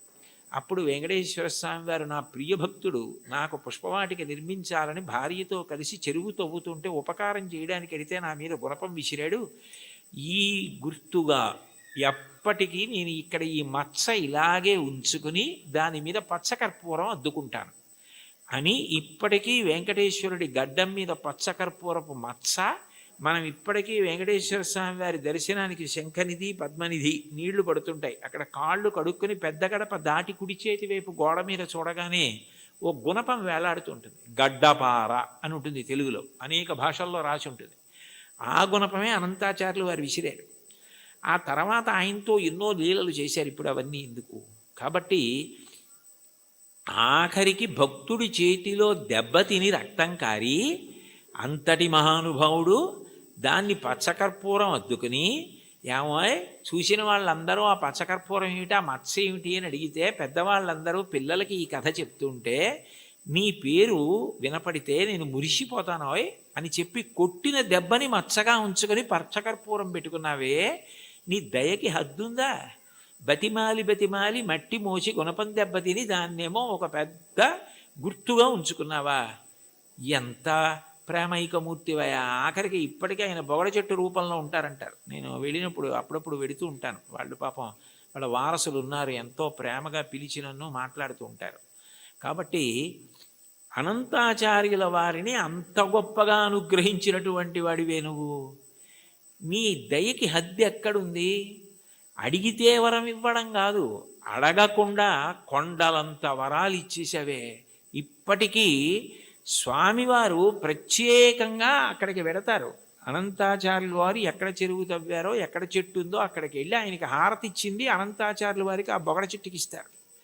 ఇప్పటికీ సంవత్సరంలో ఒక రోజు ఉత్సవం జరుగుతుంది. అనంతాచార్యుల వారు గుణపం విసిరిన రోజున అంత వేగంగా ఆనందనిలయ విమానం చుట్టూ పరిగెత్తినట్టే వెళ్ళిపోయి పల్లకి లోపలికి వెళ్ళిపోతుంది. అంటే భక్తుడు కొట్టిన రోజుని ఉత్సవంగా చేసుకుని ఇప్పటికీ ఆనందనిలయం చుట్టూ అలా పరిగెడుతున్నావా? ఏమిటయా నీ దయ, అంతుందా దానికి? ఇంతటి దయామూర్తివా, అంతటి వాడివి, నీ గోటి కాంతి చూడడం సాధ్యం కాదు. అక్రూరుడు అంటాడు భాగవతంలో, శూరులు తొల్లియే విభుని శోభిత పాద నక ప్రభావళంచేరి భవాంధకారముల చిక్కక ఉందురు వట్టి దేవునిన్ వైరముతోడనైన పిలువన్నను పంపి శుభంబు చేసే నిష్కారణమైన ప్రేమ ఇది కంసుని పోలు సకుండు కల్గుని అంటాడు. ఆయన కాలి గోటికి ఉన్న కాంతిని చూడడం సాధ్యం కాదు, తపస్సు చేసి యుగాలు చేసిన అటువంటి వాడు కలియుగంలో ఆపాదమస్తకం చూడ్డానికి వీలుగా నకృతం దైవసంఘైశ్చ నకృతం విశ్వకర్మణ స్వేచ్ఛయా క్రీడతే తత్ర ఇచ్ఛారూపం విరాజిత అంటారు వ్యాసుల వారు. తనంత తాను ఒక రూపాన్ని పట్టి అలా నిలబడ్డాడది రాతి విగ్రహం కాదు, సాక్షాత్ శ్రీమన్నారాయణుడు. ఇన్ని వరాలు ఇస్తున్నావా, ఇన్ని పాపాలు చేసిన మాకు దర్శనం ఇస్తున్నావా, ఇవ్వడం కాకుండా నీ దగ్గరికి వచ్చి ఏమడిగితే అది ఇస్తున్నావా, ఏమీ అడగకుండా నీ ఎందుకు ప్రేమ పెంచుకున్న వాడికి నువ్వేమిస్తావో చెప్పడం ఎవరికి సాధ్యమయ్యా? కొండలలో ఉన్నవాడివి కొండలంత వరాలు ఇస్తున్నావు. ఒక సాధకుడు, ఒక సేవకుడు, సేవ అన్న మాటకు అర్థం ఏమిటంటే ఏదో కాసేపు ఆయనకి ధూపం వేయడము, ఆయనకి దీపం చూపించడము అని కాదు దాని అర్థం. ఎప్పుడైనా శ్రీకాంతు భజించు సేవకులకు, భజించు అన్న మాటకు అర్థం మనస్సుతో ఒక సంగమును పొంది ఉండడం. భజించడం అంటే ఆయన్ని పొగుడుతూ ఉండడం, స్మరిస్తూ ఉండడం. ఏది చేస్తున్నా కూడా భగవంతుడే స్మరణలోకి వస్తాడు. ఏది చేస్తున్నా భగవంతుడు స్మరణలోకి వస్తే 2 ప్రయోజనములు సిద్ధిస్తాయి. ఒకటి, మీరు ధర్మమును విడిచిపెట్టలేరు. 2, అధర్మమును ఆచరించలేరు. కారణం, శంకరాచార్యులు వారు సౌందర్యలహరి చేస్తూ ఒక శ్లోకం చెప్తారు. అందులో అంటారు, మనిషి అనేక మాటలు మాట్లాడుతూ ఉంటాడు. ఈ మాట మాట్లాడడానికి అసలు 84 లక్షల జీవరాశులలో మాట్లాడే అదృష్టం పొందడానికి కంఠంలో స్వరపీఠిక మనిషికి పెట్టినవాడెవరు? భగవంతుడు పెట్టాడు. పెట్టినప్పుడు నేను ఏదైనా మాట మాట్లాడే ముందు నాకు భగవంతుడు ఈ స్వరపేటిక పెట్టి మాట్లాడే అవకాశం ఇచ్చాడు. ఎప్పుడో అప్పుడు ఈ శరీరం పతనం అయిపోతుంది. ఇవాళో రేపో 10 ఏళ్ల తర్వాతో 20 ఏళ్ల తర్వాతో శరీరం పడిపోకుండా ఉండదు. జాతస్య హి ధ్రువో మృత్యువు ధ్రువం జన్మమృతస్య చ. శరీరం పడిపోవాలి. పడిపోయినప్పుడు ఈశ్వరుడు ఒక ప్రశ్న వేస్తాడు, అన్ని ప్రాణులలో నువ్వు ఉత్కృష్ట ప్రాణివయ్యావు. కారణం, 2 ఇచ్చాను. 1 బుద్ధి, 2 మాట. ఈ మాటని నువ్వు ఎంత బాగా ఉపయోగించావు అని అడుగుతాడు. మాట బాగా ఉపయోగపడాలన్నా, ఏది చేస్తున్నా చేత నిగ్రహింపబడాలన్నా అది ఇచ్చినవాడు జ్ఞాపకానికి వస్తూ ఉండాలి. ఆ ఇచ్చినవాడు జ్ఞాపకానికి వస్తున్నాడు అనుకోండి, నాకు మాట ఇచ్చినవాడు భగవంతుడి, నేను ఆయనకి జవాబుదారి అని నాకు అనిపించింది అనుకోండి, పిచ్చి పిచ్చి మాటలు మాట్లాడే అవకాశం ఉండదు, అర్థం లేని ప్రశ్నలు వేసే అవకాశం ఉండదు. ఏదైనా మాట మాట్లాడేటప్పుడు మాట మాట్లాడడం ఎంత జాగ్రత్తగా మాట్లాడాలి, ఎంత సామాజిక ప్రయోజనము కొరకు మాట్లాడాలి. మాట అగ్నిహోత్రంతో వర్ణిస్తుంది వేదం. అగ్ని దాహకత్వం కాల్చేస్తుంది ఏ వస్తువునైనా. మాట అజ్ఞానాన్ని కాల్చేస్తుంది, తెలియనితనాన్ని కాల్చేసేది మాట. ఒకరి దగ్గర మనం తెలియనిది విన్నామనుకోండి, తెలియనితనం పోతోంది. అందుకని మాట అన్నది అంత గొప్పది. మీరు మాట్లాడేటప్పుడు ఇది నాకు భగవంతుడు ఇచ్చాడు, సక్రమంగా వినియోగించుకోవాలి అని మాట్లాడారనుకోండి, అది పూజ. ఎందుకంటే ఈశ్వరుడికి కట్టుబడి మాట్లాడుతున్నారు. మీరు నేను ఇది మాట్లాడను అని ఎందుకంటున్నారంటే ఈశ్వర భక్తి చేత. అప్పుడు మీరు ఏది చేస్తున్నా కూడా అది జపో జల్ప శిల్పం సకలమపి ముద్రా విరచన గతి ప్రాదక్షిణ్య క్రమణమశన ద్యాహుతి విధి ప్రణామ సంవేశ సుఖమఖిలమాత్మార్పణదృశ సపర్యా పర్యాయస్తవ భవతు ఎన్మే విలసితం అంటారు శంకరాచార్యులు వారు. నేను నా చేతిని కదుపుతున్నాను అనుకోండి, ఈ చెయ్యి కదులుతోంది అంటే ఈశ్వర కృప. ఈ చేతిని మీరు బెంగపెట్టుకోకండి అని మంచి మాట మాట్లాడడానికి ఇలా అంటాను తప్ప మీ సంగతి చూస్తానని ఇలా అనను. ఈ చెయ్యి కదలడానికి శక్తి ఆ పరదేవత అయి ఉన్నది. ఈ కదలికలు ఆమె సంతోషించడానికి పనికి రావాలి తప్ప ఆమె నా యందు కాఠిన్యము వహించడానికి ఆమె నన్ను చూసి వీడికి ఎందుకు ఇచ్చాను శక్తి అని అనుకునేటట్టుగా నేను ప్రవర్తించకూడదు. యాదేవి సర్వభూతేషు శక్తి రూపేణ సంస్థిత. ఆ తల్లి నా యందు శక్తిగా ఉంది, దాన్ని సద్వినియోగం చేసుకోవాలి అనుకున్నాను అనుకోండి, నేను అప్రయత్నంగా పుణ్యకార్యామే చేస్తాను తప్ప ఈశ్వరుడు ఖేదము పొందకూడదు. కాబట్టి ఆయన నా యందు అమర్షము పొందకూడదు. కాబట్టి నేను ఎప్పుడూ పాపము చెయ్యకుండా నన్ను నేను నిగ్రహించుకోగలుగుతాను. అది భజించు భక్తి. ఆ స్మరణ ప్రహ్లాదుడిది. పానీయంబులు త్రావుచున్ కొడుచుచున్ భాషించుచున్ హాసలీలా నిద్రాదులు చేయుచున్ తిరుగుచున్ లక్షించుచున్ సంతత శ్రీనారాయణ పాదపద్మయుగళీ చింతామృతాస్వాద సంధానుండై మరచన్ సురారిసుతుడే తద్విశ్వమున్ భూవరా. ఏది చేస్తున్నా భగవంతుడి జ్ఞాపకానికి వస్తూ ఉంటాడు. ఆయనది మహోపకారం. ఆకలేసిందనుకోండి, ఊళ్ళో అన్నీ తెలుసుకుంటున్నాను కానీ నాలో పదార్థం అయిపోయిందని నాకు తెలియదు. మంటగా వస్తే తొందరగా తింటానని క్షుత్తు భరించలేని మంటగా ఆకలి రూపంలో వచ్చి నువ్వే పంటగా భూమి మీద పండి బ్రహ్మాండంలోది పిండాండంలో పడేస్తే జీర్ణం చేసి నేను తిన్న పప్పు కూర పచ్చడి పులుసు ఇవన్నీ లోపలికి వెడితే అహం వైశ్వానరో భూత్వా ప్రాణినాం దేహమాశ్రిత ప్రాణాపాన సమాయుక్తం పచాన్యన్నం చతుర్విధం పచనం చేసి జీర్ణం చేసి పిప్పిని తెల్లవారేటప్పటికీ సంవరణీకండరములు సడలిపోయి బయటికి వెళ్ళిపోయేటట్టు అనుగ్రహించగలిగావా అని ఎప్పుడూ స్మరణ చెయ్యగలిగిన వాడికి ఎప్పుడెప్పుడు ఆయన సేవ చేద్దామా అని అనిపిస్తుంది. అప్పుడు పూజ అంటే అరగంట చేద్దామా 20 నిమిషాలు చేద్దామా అనిపించదు.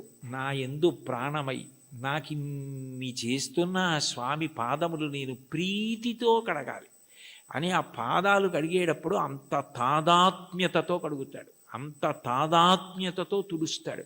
ప్రవర్తించేటప్పుడు అంత తాదాత్మ్యతతో భగవద్భక్తితో ప్రవర్తిస్తాడు. విశ్వం అంతా విష్ణువుగానే చూస్తాడు. విశ్వం విష్ణుర్వషత్కారో భూత భవ్య భవత్ప్రభు అని చదవడం వేరు, విశ్వమును విష్ణువుగా చూడడం వేరు. విష్ణువును విశ్వమంతా చూసిన వాడికి విశ్వమే బంధువు, విశ్వమే ఈశ్వరుడు. అప్పుడు ఆయన ప్రవర్తన ఎలా ఉంటుంది? ఆయన దేనిని గాయపరచలేడు. కారణం ఆయనకి కనపడుతున్నది అంతా విష్ణువే. రామకృష్ణ పరమహంస దగ్గరికి వెళ్ళి ఎన్ని చెప్పినా వినడండి వాడు నారాయణుడే అని అడిగాడు వివేకానందుడు. నారాయణుడు కాడని అనకు, మూర్ఖ నారాయణుడు అను అన్నారు. అంటే అది భక్తి, అంతటా విష్ణువుని చూడగలగడం. అలా భజించి సేవించేటటువంటి వాళ్ళు ఎవరున్నారో వాళ్ళు తరించడానికి నిరోధించగలిగినది ఏముంటుంది అంటే అడ్డము కాగలిగినది బారుమాను అంటారు. మార్కండేయ కృతం సప్తశతీ స్తోత్రంలో అర్గళా స్తోత్రం అని ఉంటుంది. అర్గళా స్తోత్రం అంటే బారుమాను నిరోధించున్నది అని. నిరోధించగలదా? ఆపగలదా? అట్లా సేవించగలిగిన వాడెవరున్నాడో, అటువంటి మనసు పొందినవాడెవరున్నాడో వాడు స్వామి యందు ఐక్యము కాకుండా ఆ భక్తియే చివరికి జ్ఞానమై మోక్షకారణమవుతుంది. ఆయన యందు కలిసిపోతుంది. ఆ ప్రవహించిన భక్తి నది వెళ్ళి సముద్రమునందు కలిసిపోయినట్లు. భక్తికి చరమాంకం ఏమిటంటే ఈశ్వరుణ్ణి చేరిపోవడమే. దానికి ప్రతిబంధకాలు ఉంటాయి కానీ అడ్డలేవు. శంకరాచార్యులు వారు శివానంద లహరిలో ఒక అద్భుతమైన శ్లోకం చెప్తారు. అందులో అంటారు, అంకోలం నిజబీజ సంతతి రయస్కాంతోఫలం సూచిక సాధ్వీ నైజ విభుం లతాక్షితిరుహం సింధు సరిద్వల్లభం ప్రాప్నోతీహ యథా తథా పశుపతే పాదారవిందద్వయం చేతో వృత్తిరుపేత్య తిష్టతి సదా సా భక్తిరిత్యుచ్యతే అంటారు. నది సముద్రాన్ని చేరుకోవడానికి బయలుదేరుతుంది. ఎవరు దారి చూపిస్తారు? ఓ నది ఇలా వెళ్ళు సముద్రం వస్తుందని చెప్తారా? చెప్పరు. నది వెళ్ళిపోతూ ఉంటుంది. వెళ్ళిపోతున్నప్పుడు ఏ చంద్రశేఖరేంద్ర సరస్వతి మహాస్వామి వంటి మహాపురుషులో స్నానం చేస్తారు. అంతటి మహానుభావుడు ఇక్కడ స్నానం చేశాడని నది ఆగదు. ఒక ధూర్తుడు మూత్ర విసర్జన చేస్తాడు, అవమానమని బెంగపెట్టుకోదు. ఒక ముళ్ళ కంప వీపు చీరుతుంది, బొడ్డు నుంచి వంగి బాధపడదు. ఒక చోట బొగడపూల చెట్టు పువ్వులు రాలుస్తుంది, పొంగిపోదు. మానవమానములు దాటి సముద్రమును చేరడమే తన పరమ ప్రయోజనంగా తాను వెళ్ళిపోతుంది. కుంతీదేవి కృష్ణుని అడుగుతుంది భాగవతంలో, యాదవులందు పాండుసుతులందు నాకు మోహ విచ్ఛేదము చెయ్యుమయ్య ఘనసింధువు చేరిడి గంగభంగి నీపాల సరోజ చింతనముపై ఆయన యందు మనసుండడం అలవాటైపోయిన వాడెవరో ఆయనను ఈశ్వరుణ్ణి చేరకుండా ఆపగలిగినది లేదు. అందుకే దాని విషయంలో ఒక విచిత్రమైనటువంటి మాట చెప్తుంటారు. ఆఖరికి భగవంతుని యందు ఐక్యమైపోయే స్థితిలో కూడా భక్తి యొక్క దార్ఢ్యం ఎలా ఉంటుందంటేట, ఇంకా భగవత్ సేవ ఎందే ప్రీతి పొంది ఉంటుందిట. అయ్యో చూడండి, దానికి నేను మీకు ఒక ఉదాహరణ చెప్పాలంటే, నాకు కూతురుంది, కొడుకున్నాడు. నా కూతుర్ని నేను ఎంతో ప్రేమగా పెంచి పెద్ద చేశాను, చదివించాను. దానికి పెళ్లి సంబంధం నేనే చూశాను. యోగ్యమైన వరుడు, మంచి కుటుంబం అని దానికి పెళ్లి చెయ్యాలని అబ్బో చాలా కష్టపడ్డాను. నేను కట్టుకున్న ఇల్లు ఒకటి అమ్మేశాను. పెద్దాపురం నాకున్నది ఆ ఇల్లు ఒక్కటే, అది అమ్మేశాను. ఇప్పుడు వేరే ఇల్లు కట్టుకున్నాను అనుకోండి కాకినాడలో. ఆ ఇల్లు అమ్మేశాను. ఆ డబ్బు పెట్టి ఎంతో బాగా పెళ్లి చెయ్యాలని ఎంతో తాపత్రయపడి దానికి నిజంగా అంత బాగా పెళ్లి చేసి కన్యాదానం చేసేసి ఇంటికొచ్చి బావురుమని ఇచ్చాను పూజామందిరంలో. అయ్యో నా కూతురు వెళ్ళిపోతోంది అత్తారింటికని. నేనే కదా కూతురికి పెళ్లి సంబంధం చూసింది, నేనే కదా అవన్నీ చేసింది, మరి కూతురు వెళ్ళిపోతోందని ఏడుపు ఏమిటి అంటే, ఎంత నేననుకుని ఇచ్చేస్తున్నా కూతురు నా ఇంట్లోంచి వెళ్ళిపోతోందని ఏడిచినట్టు భగవంతుని యొక్క భక్తిట మోక్షాన్ని కూడా ఒక స్థితిలో అమ్మో ఆయన ఎందుకు కలిసిపోవడమేనా, ఆయన్ని సేవించడానికి ఇంక అవకాశం ఉంటుందా అంటుంది. భక్తి యొక్క దార్ఢ్యం అలా ఉంటుంది. దానికి సుప్రభాతంలో ఒక విచిత్రమైన శ్లోకం ఉంటుంది, నేను ఇప్పుడు చదువుతుంటాను. అందులో ఆ శ్లోకంలో ఒక మాట అంటారు. అందులో స్వామివారిని స్వర్గాపవర్గ నిరపేక్ష నిజాంతరంగా కల్పాగమా కలనయా కులతాం లభంతే శ్రీవేంకటాచలపతే తవ సుప్రభాతం అంటారు. స్వర్గాపవర్గ నిరపేక్ష నిజాంతరంగా తద్గోపురాగ్రశిఖరాణి నిరీక్షమాణా. స్వర్గము అపవర్గము, ఉత్తమలోక ప్రాప్తి, మోక్షము ఏమిస్తున్నా కూడాట వెళ్ళిపోతూ వెళ్ళిపోతూ ఆనందనిలయ విమానం చూసి అవన్నీ మాకు వద్దు ఇక్కడ ఉంటామంటారు. అంటే భక్తి యొక్క తాత్పర్యం అలా ఉంటుంది. ఆ మనసు భజించి సేవించడానికి అలవాటు పడిపోయిన వాడు పతనం అయ్యేటట్టుగా చూడగలిగినది లోకంలో ఉంటుందా? వాడికి ఆకాశం అడ్డం కాదు, పాతాళం అడ్డం కాదు. పైకి వెళ్ళేవాడికి పాతాళం అడ్డం ఏమిటి? ఎవరికైనా పైకి ఎడుతుంటే ఆకాశం అడ్డం అవ్వాలి, ఇంకోటి అడ్డం అవ్వాలి. పాతాళం అడ్డం ఎలా అవుతుందంటే, కింద పడితే పాతాళం అడ్డం అవుతుంది. బాగా కింద పడిపోదాం అనుకున్నానండి, నాకు పాతాళ లోకం అడ్డొచ్చింది అనాలి. ఈశ్వరుణ్ణి చేరాలనుకున్నవాడు పైకి ఎడతాడు కానీ కిందకి ఎడతాడా? అంటే ఒకవేళ ఓ తప్పు చేసి కిందకి వెళ్ళిపోయినా ఈశ్వరుడు వాడిని ఏం బాధ పెట్టడు. వాణ్ణి మళ్ళీ పైకెత్తే పూచి ఆయనే తీసుకుని పైకెత్తుతాడు. అందుకని పాతాళం అవడం అవదు, కింద పడ్డా కూడా వాడికి అంత కింద పడ్డా అంత పైకి ఎక్కుతాడు. దానికి ఉందా అంటే ఉంది. ఉదాహరణ బలిచక్రవర్తే ఉన్నాడు. అంత ఇంద్రుణ్ణి గెలుద్దామనుకున్నవాడు గెలవలేక గురువుగారిని శుక్రాచార్యుల వారిని పట్టుకుని విశ్వజిత్ యాగం చేసి అగ్నిహోత్రంలోంచి బంగారు రథం, గుర్రాలు, గొప్ప గొడుగు, అక్షయబాణ తూణీరాలు, ధనస్సు అన్నీ పొంది ఇంద్రుణ్ణి ఓడించి అంత గొప్పవాడైతే ఇంద్రుడు బృహస్పతి దగ్గరికి వెళ్ళాడు. ఆయన గురువుగారు శుక్రాచార్యుల వారిని ఆశ్రయించాడు. నేను మా గురువుగారు మీ దగ్గరికి వచ్చాను, నేను ఎలా ఓడించాలి బలిచక్రవర్తిని అడిగాడు. నేనా శుక్రుడా వదిలేయి, గురువుల అనుగ్రహం పొందిన వాణ్ణి పాడు చెయ్యగలిగిన వాడు ఉండడు. బలమునవానికి వృద్ధి వచ్చే గురువుగారి మాటల వల్ల వృద్ధిలోకి వచ్చాడు. వారి పాటింపకిక మీద వాడి చెడును. ఒకనాడు గురువుగారి మాట వినడవు, అప్పుడు పాడైపోతాడు. అప్పటి వరకు నువ్వు ఎదురు చూడంతే. గురువుగారి మాట వినకుండా ఎప్పుడు ఉంటాడో అప్పటి వరకు ఎదురు చూస్తూ ఉండన్నాడు. గురువుగారి మాట వినకుండా చేయగలిగిన వాడెవరు? ఆ తెలివితేటలు ఒక్క విష్ణువే. అందుకే ఆయన వామనమూర్తిగా వచ్చాడు. వచ్చి 3 అడుగులు చాలన్నాడు. 3 అడుగులు ఏమిట్రా బాబు, నేను మహారాజుని, నువ్వు ఏమైనా అడుగు, గొడుగు, ఆఖరికి నీకు నేను ఏవైనా పెద్ద పెద్దవి ఇస్తాను తప్ప ఇది ఎక్కడి ప్రారంధం, నువ్వేమో 3 అడుగుల నేల ఇమ్మంటా ఏమిటి? 3 అడుగుల నేల అడక్కు, ఇంకేమైనా అడుగు, ఇంకేమైనా అడిగని పాపం ఎన్ని అడిగాడు. వరచలములో, మాడలో, ఫలములో, వన్యంబులో, గోవులో, హరులో, రత్నములో, రథములో, వివృష్ణాన్నమో, కన్యలో, కరులో, కాంచనమో, నికేతనములో, భూములో, ధరణీఖండమో కాక ఏమడిగేదో ధాత్రి సురేంద్రోత్తమ, ఏం కావాలో అడుగన్నాడు. అబ్బెబ్బే ఒంటివాడ నాకు 1-2 అడుగుల మేరయుమ్ము సొమ్ము మేరయొల్ల కోర్కె తీర బ్రహ్మ కూకటి ముట్టెద దానకుతుక సాంద్ర దానవేంద్ర, నేను ఒంటివాణ్ణి, నాకు 1-2 3 అడుగులు ఇయ్యి అన్నాడు. 2 అడుగులతో భూమి ఆకాశాలు కొలిచి 1 అడుగు బలిచక్రవర్తి తల మీద పెడతాడు. 1-2 అన్నాడు, 3 అడుగులు అనలేదు. ఇమ్మన్నాడు. ఇస్తానన్నాడు. ఇస్తానంటే శుక్రాచార్యులు వారు పరిగెత్తుకొచ్చారు. ఒరే నాయన, వచ్చినవాడు విష్ణువురా, ఇవ్వకు పాడైపోతామన్నారు. విష్ణువు అయితే మాత్రం నాకు పట్టిన గొప్పతనం ఎవరికి పట్టింది? ఆదిన్ శ్రీసతి కొప్పుపై తనువుపై అంశోత్తరీయంబుపై పాదాబ్జంబులపై కపోలతటిపై పాలిండ్లపై నూత్న మర్యాదంచెందు కరంబు క్రిందగుట ఆపై నా కరంబుంటమేల్ కాదే రజ్యము గిజ్జమున్ సతతమే కాయంబు నా పాయమే. అందరికీ అన్ని ఇచ్చే లక్ష్మీపతి, లక్ష్మీదేవి ఒంటి మీద చెయ్యేస్తే ఆవిడ అబ్బాని పొంగిపోయేటటువంటి చెయ్యి కింద అవడమా, పైన నేను చెయ్యి పెట్టి ఇవ్వడమా? ఇది చాలు, పోతే పోని అన్నాడు. గురువుగారి మాట తిరస్కరించాడు. పోయింది రాజ్యం అంతా. 3వ అడుగు ఎక్కన పెట్టనన్నాడు.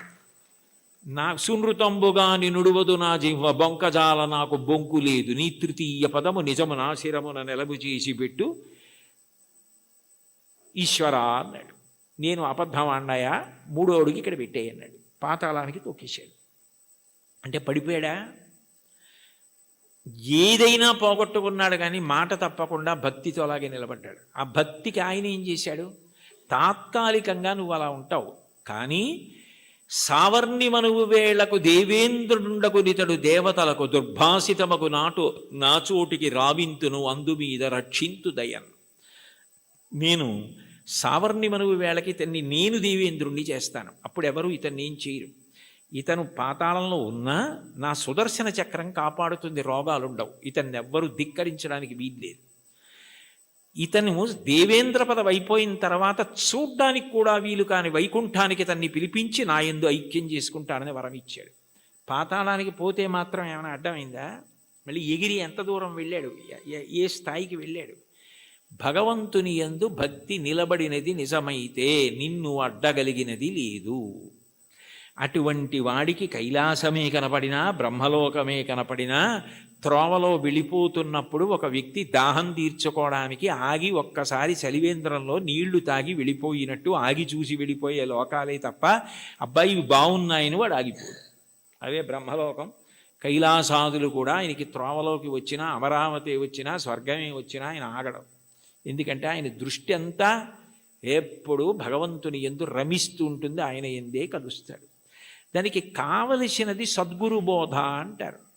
చెప్పకుండా చెప్పడం, అన్యాపదేశోపదేశము అని పైకి చెప్పకుండా చెప్పడం. నేర్చుకోవలసినది ఏమిటంటే ఎప్పుడూ భగవంతుణ్ణి స్మరించగలిగినటువంటి మనసుని నీలో నువ్వే పెంపొందించుకో. ఉద్ధరేణ ఆత్మనాత్మానం ఆత్మానవసాదయేత్ ఆత్మైవరాత్మనా బంధు ఆత్మైవ రిపురాత్మన. నిన్ను నువ్వు ఉద్ధరించుకోవాలి. నీకు ఆకలిస్తే నువ్వు అన్నం తినాలి, నీకు నిద్ర వస్తే నువ్వు నిద్రపోవాలి. నిన్ను నువ్వు ఉద్ధరించుకోవాలి. నీకు నువ్వే మిత్రుడు, నీకు నువ్వే శత్రువు. నీ మనసు లౌకిక విషయముల యందు మాత్రమే అనురక్తమైతే నిన్ను బాగు చేయగలిగిన వాడు ఎవ్వరూ ఉండడు. నీ మనసు భగవంతుని యందు రమించడం అలవాటైతే నిన్ను ఎవ్వరూ ఉద్ధరించక్కర్లేదు. అది నీ అంత నువ్వుగా ఆ భక్తికి ముహూర్తాలు ఉండవు. వచ్చే ఏకాదశి నుంచి భక్తిగా ఉంటానండి అంటే అదేమైనా శంకుస్థాపన, గృహప్రవేశమా? భక్తిగా ఉండడం అన్నది మనసులో భగవంతుని యొక్క చింతన చేత వస్తుంది. ఎంతటి మహోపకారి అన్న భావన అది కలిగితే ఆయన ఆరాధన యందు లౌల్యము కలుగుతుంది. ఎప్పుడెప్పుడు ఆరాధిస్తానా, ఎప్పుడు కాళ్ళు కడుగుతానా, ఎప్పుడు అర్ఘ్యం ఇస్తానా, ఎప్పుడు ఆచమనీయం ఇస్తానా అని మనసు కొట్టుకుపోతుంది. అర్చాలౌల్యా సంతతం చంద్రమౌళే పౌనఃపుణ్యం విష్ణునాంనాంచ పాఠ ఏకం చాసౌ బోధతే దేవతానాం అంటారు మహాస్వామి వారి గురించి. అటువంటి స్థితి కలుగుతుంది. కాబట్టి అటువంటి వాడికి ప్రతిబంధకమేది, ఆపగలిగినది ఇది, అది నేర్చుకో అని చెప్పడం అన్యాపదేశం, ఉపదేశం. అంత గొప్ప పరమ భాగవతోత్తములై భగవంతుణ్ణి చేసిన స్తుతి పాఠాలలో కూడా ఇటువంటివి పద్యాలు, శ్లోకాలు కనపడుతూ ఉంటాయి. ఈ కీర్తనకి సంబంధించినంత వరకు ఎదురుగుండా ఉన్నటువంటి వెంకటేశ్వరుణ్ణి, తిరుమలలో విరాజమానుడైన వెంకటేశ్వర స్వామి వారి ఎదుట నిలబడి, అది కేవలం ప్రతిమ అన్న భావన కాకుండా ఆయన వెంకటేశ్వరుడే, ఆయన సాక్షాత్తు శ్రీమన్నారాయణుడే అన్న భావనతో అన్నమాచార్యుల వారు మాట్లాడుతున్నటువంటి కీర్తన. అంటే యద్భావం తద్భవతి. అసలు ముందు మనం ఆరాధన చేసే మూర్తి అది విగ్రహం కాదు, అది పరమాత్మ అన్న భావన మనకుంటే పరమాత్మగానే ప్రతిస్పందిస్తాడు. వెంకటేశ్వరుణ్ణి దర్శించినటువంటి అన్నమాచార్యుల వారు ఆయన సాక్షాత్ శ్రీ మహావిష్ణువే అన్న ఉద్దేశ్యంతో ఆయనతో మాట్లాడుతున్న కీర్తన. అందుకే నేను, నువ్వు, నన్ను చూచి నువ్వు అన్న మాటలతో ఆయనతో మాట్లాడుతున్న సంబోధనతో ప్రారంభమైంది. అందులో అంటారు, నన్ను చూచి హరి నువ్వు నవ్వకుండేవా. నన్ను చూసి నువ్వు నవ్వకుండా ఉండలేవు, నాకు అర్థమైంది. అయితే నవ్వడం అనేటటువంటి మాటలో పరిహాసం చేయడం ఒక ఎత్తు. అంటే నువ్వు చేసేది తప్పు, నువ్వు చేసేది సరైన పని కాదు, అయోగ్యమైనది, అనౌచిత్యమైనది అన్నప్పుడు పరిహాసాస్పదంగా ఆయన నవ్వడం వేరు. వెంకటేశ్వరుడి నవ్వు శుచిస్మిత. రామాయణంలో అంటారే, తృణమంతరత కృత్వా ప్రత్యువాచ శుచిస్మిత అంటారు. ఒక కన్నతల్లి పసిబిడ్డడి యొక్క అమాయకత్వానికి ఎంత శుద్ధమైన నవ్వు నవ్వుతుందో, ఎంత పవిత్రమైన నవ్వు నవ్వుతుందో, భగవంతుని యొక్క నవ్వు అంత పవిత్రంగా ఉంటుంది మనం చేసే అమాయకపు పనులు చూసి. తల్లి ఏదో వేడిగా ఉన్నటువంటి పాయస పాత్ర అక్కడ ఉంటే పిల్లవాడు వెళ్ళి నేను తినేస్తానని పాయస పాత్రలో చెయ్యి పెట్టబోతే, నువ్వు తినలేవురా, అది చాలా వేడిగా ఉంది, నేను చల్లారి పెట్టి పెడతానని చెప్పి ఎంతో ప్రేమగా నవ్వు నవ్వి వాడిని దూరంగా పెట్టి ఉప్పుని ఊది చిన్న చిన్న ముద్దలు వాడి నోట్లో ఎంత ప్రేమతో తినిపిస్తుందో అంత ప్రేమతో నవ్వుతాట భగవంతుడు. అందుకని భగవంతుని యొక్క నవ్వు శుచిస్మిత, మందహాసం, చిన్న నవ్వు నవ్వుతాడు అని.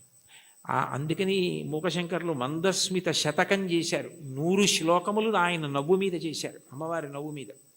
అటువంటి భగవంతుడు దేనికి నవ్వుతున్నాడు అన్నమాచార్యుల వారిని చూసి అంటే, ఆయన నేను ఈ మార్గం పట్టుకున్నాను కాబట్టి నేను తరిస్తాను అని అనుకుంటున్న వాళ్ళని చూసి నవ్వుతాట.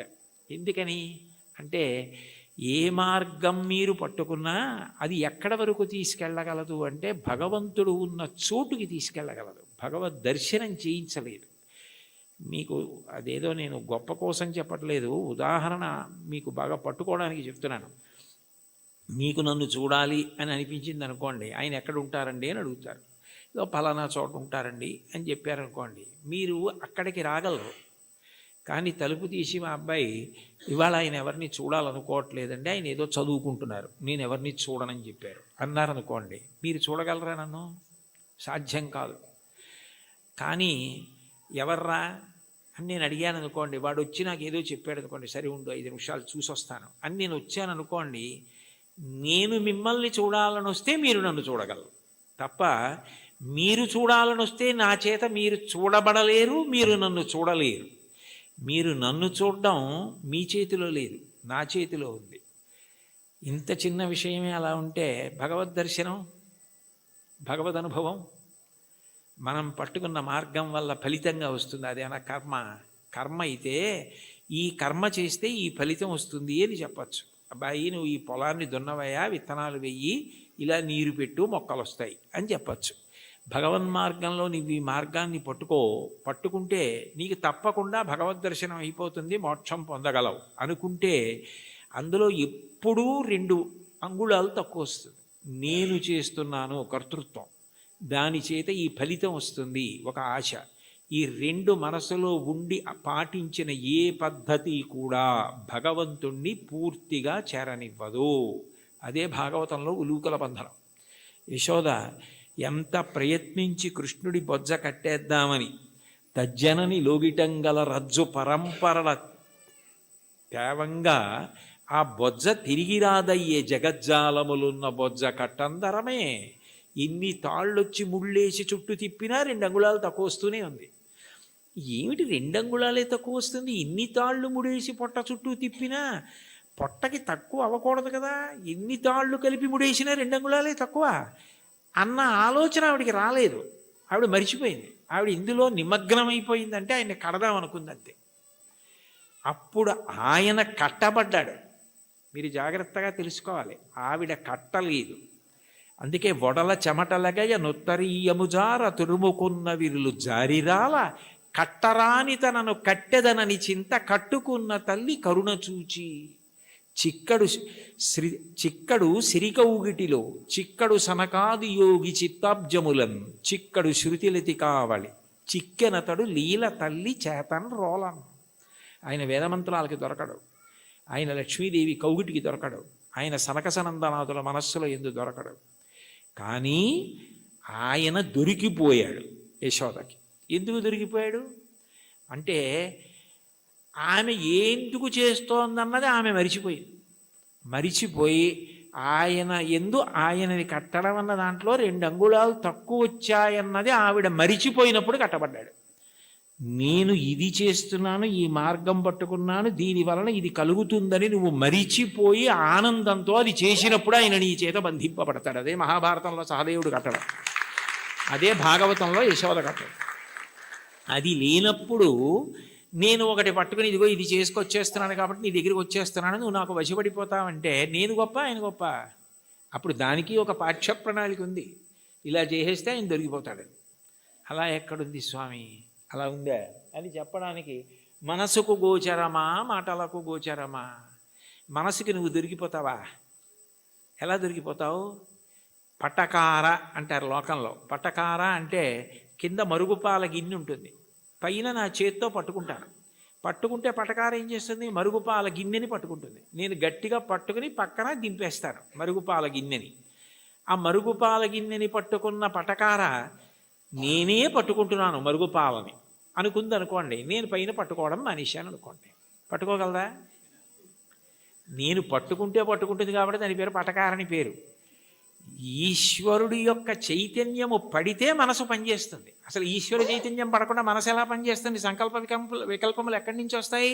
నానాఛిద్రఘటోదర స్థిత మహాదీప ప్రభాభాస్వరం జ్ఞానం యస్యతు చక్షురాదికరణ ద్వారా బహిస్పందతే జానామీతి తమైవ భాంతమనుభాచ్యేత సమస్తం జగత్ తస్మై శ్రీ గురుమూర్తయే నమ ఇదం శ్రీ దక్షిణామూర్తయే అంటారు దక్షిణామూర్తి అష్టకంలో. మనసు మాత్రం ఆయన ప్రభావం, వాక్కు ఆయన ఇచ్చినది. నేను ఇప్పుడు దీనికి ఇలా వ్యాఖ్యానం చేయాలంటే నేను ఎన్ని రోజులు చదువుకురాను దాన్ని? ఇక్కడ ఉన్న సమయాన్ని బట్టి ఏదో చెప్పాలంతే.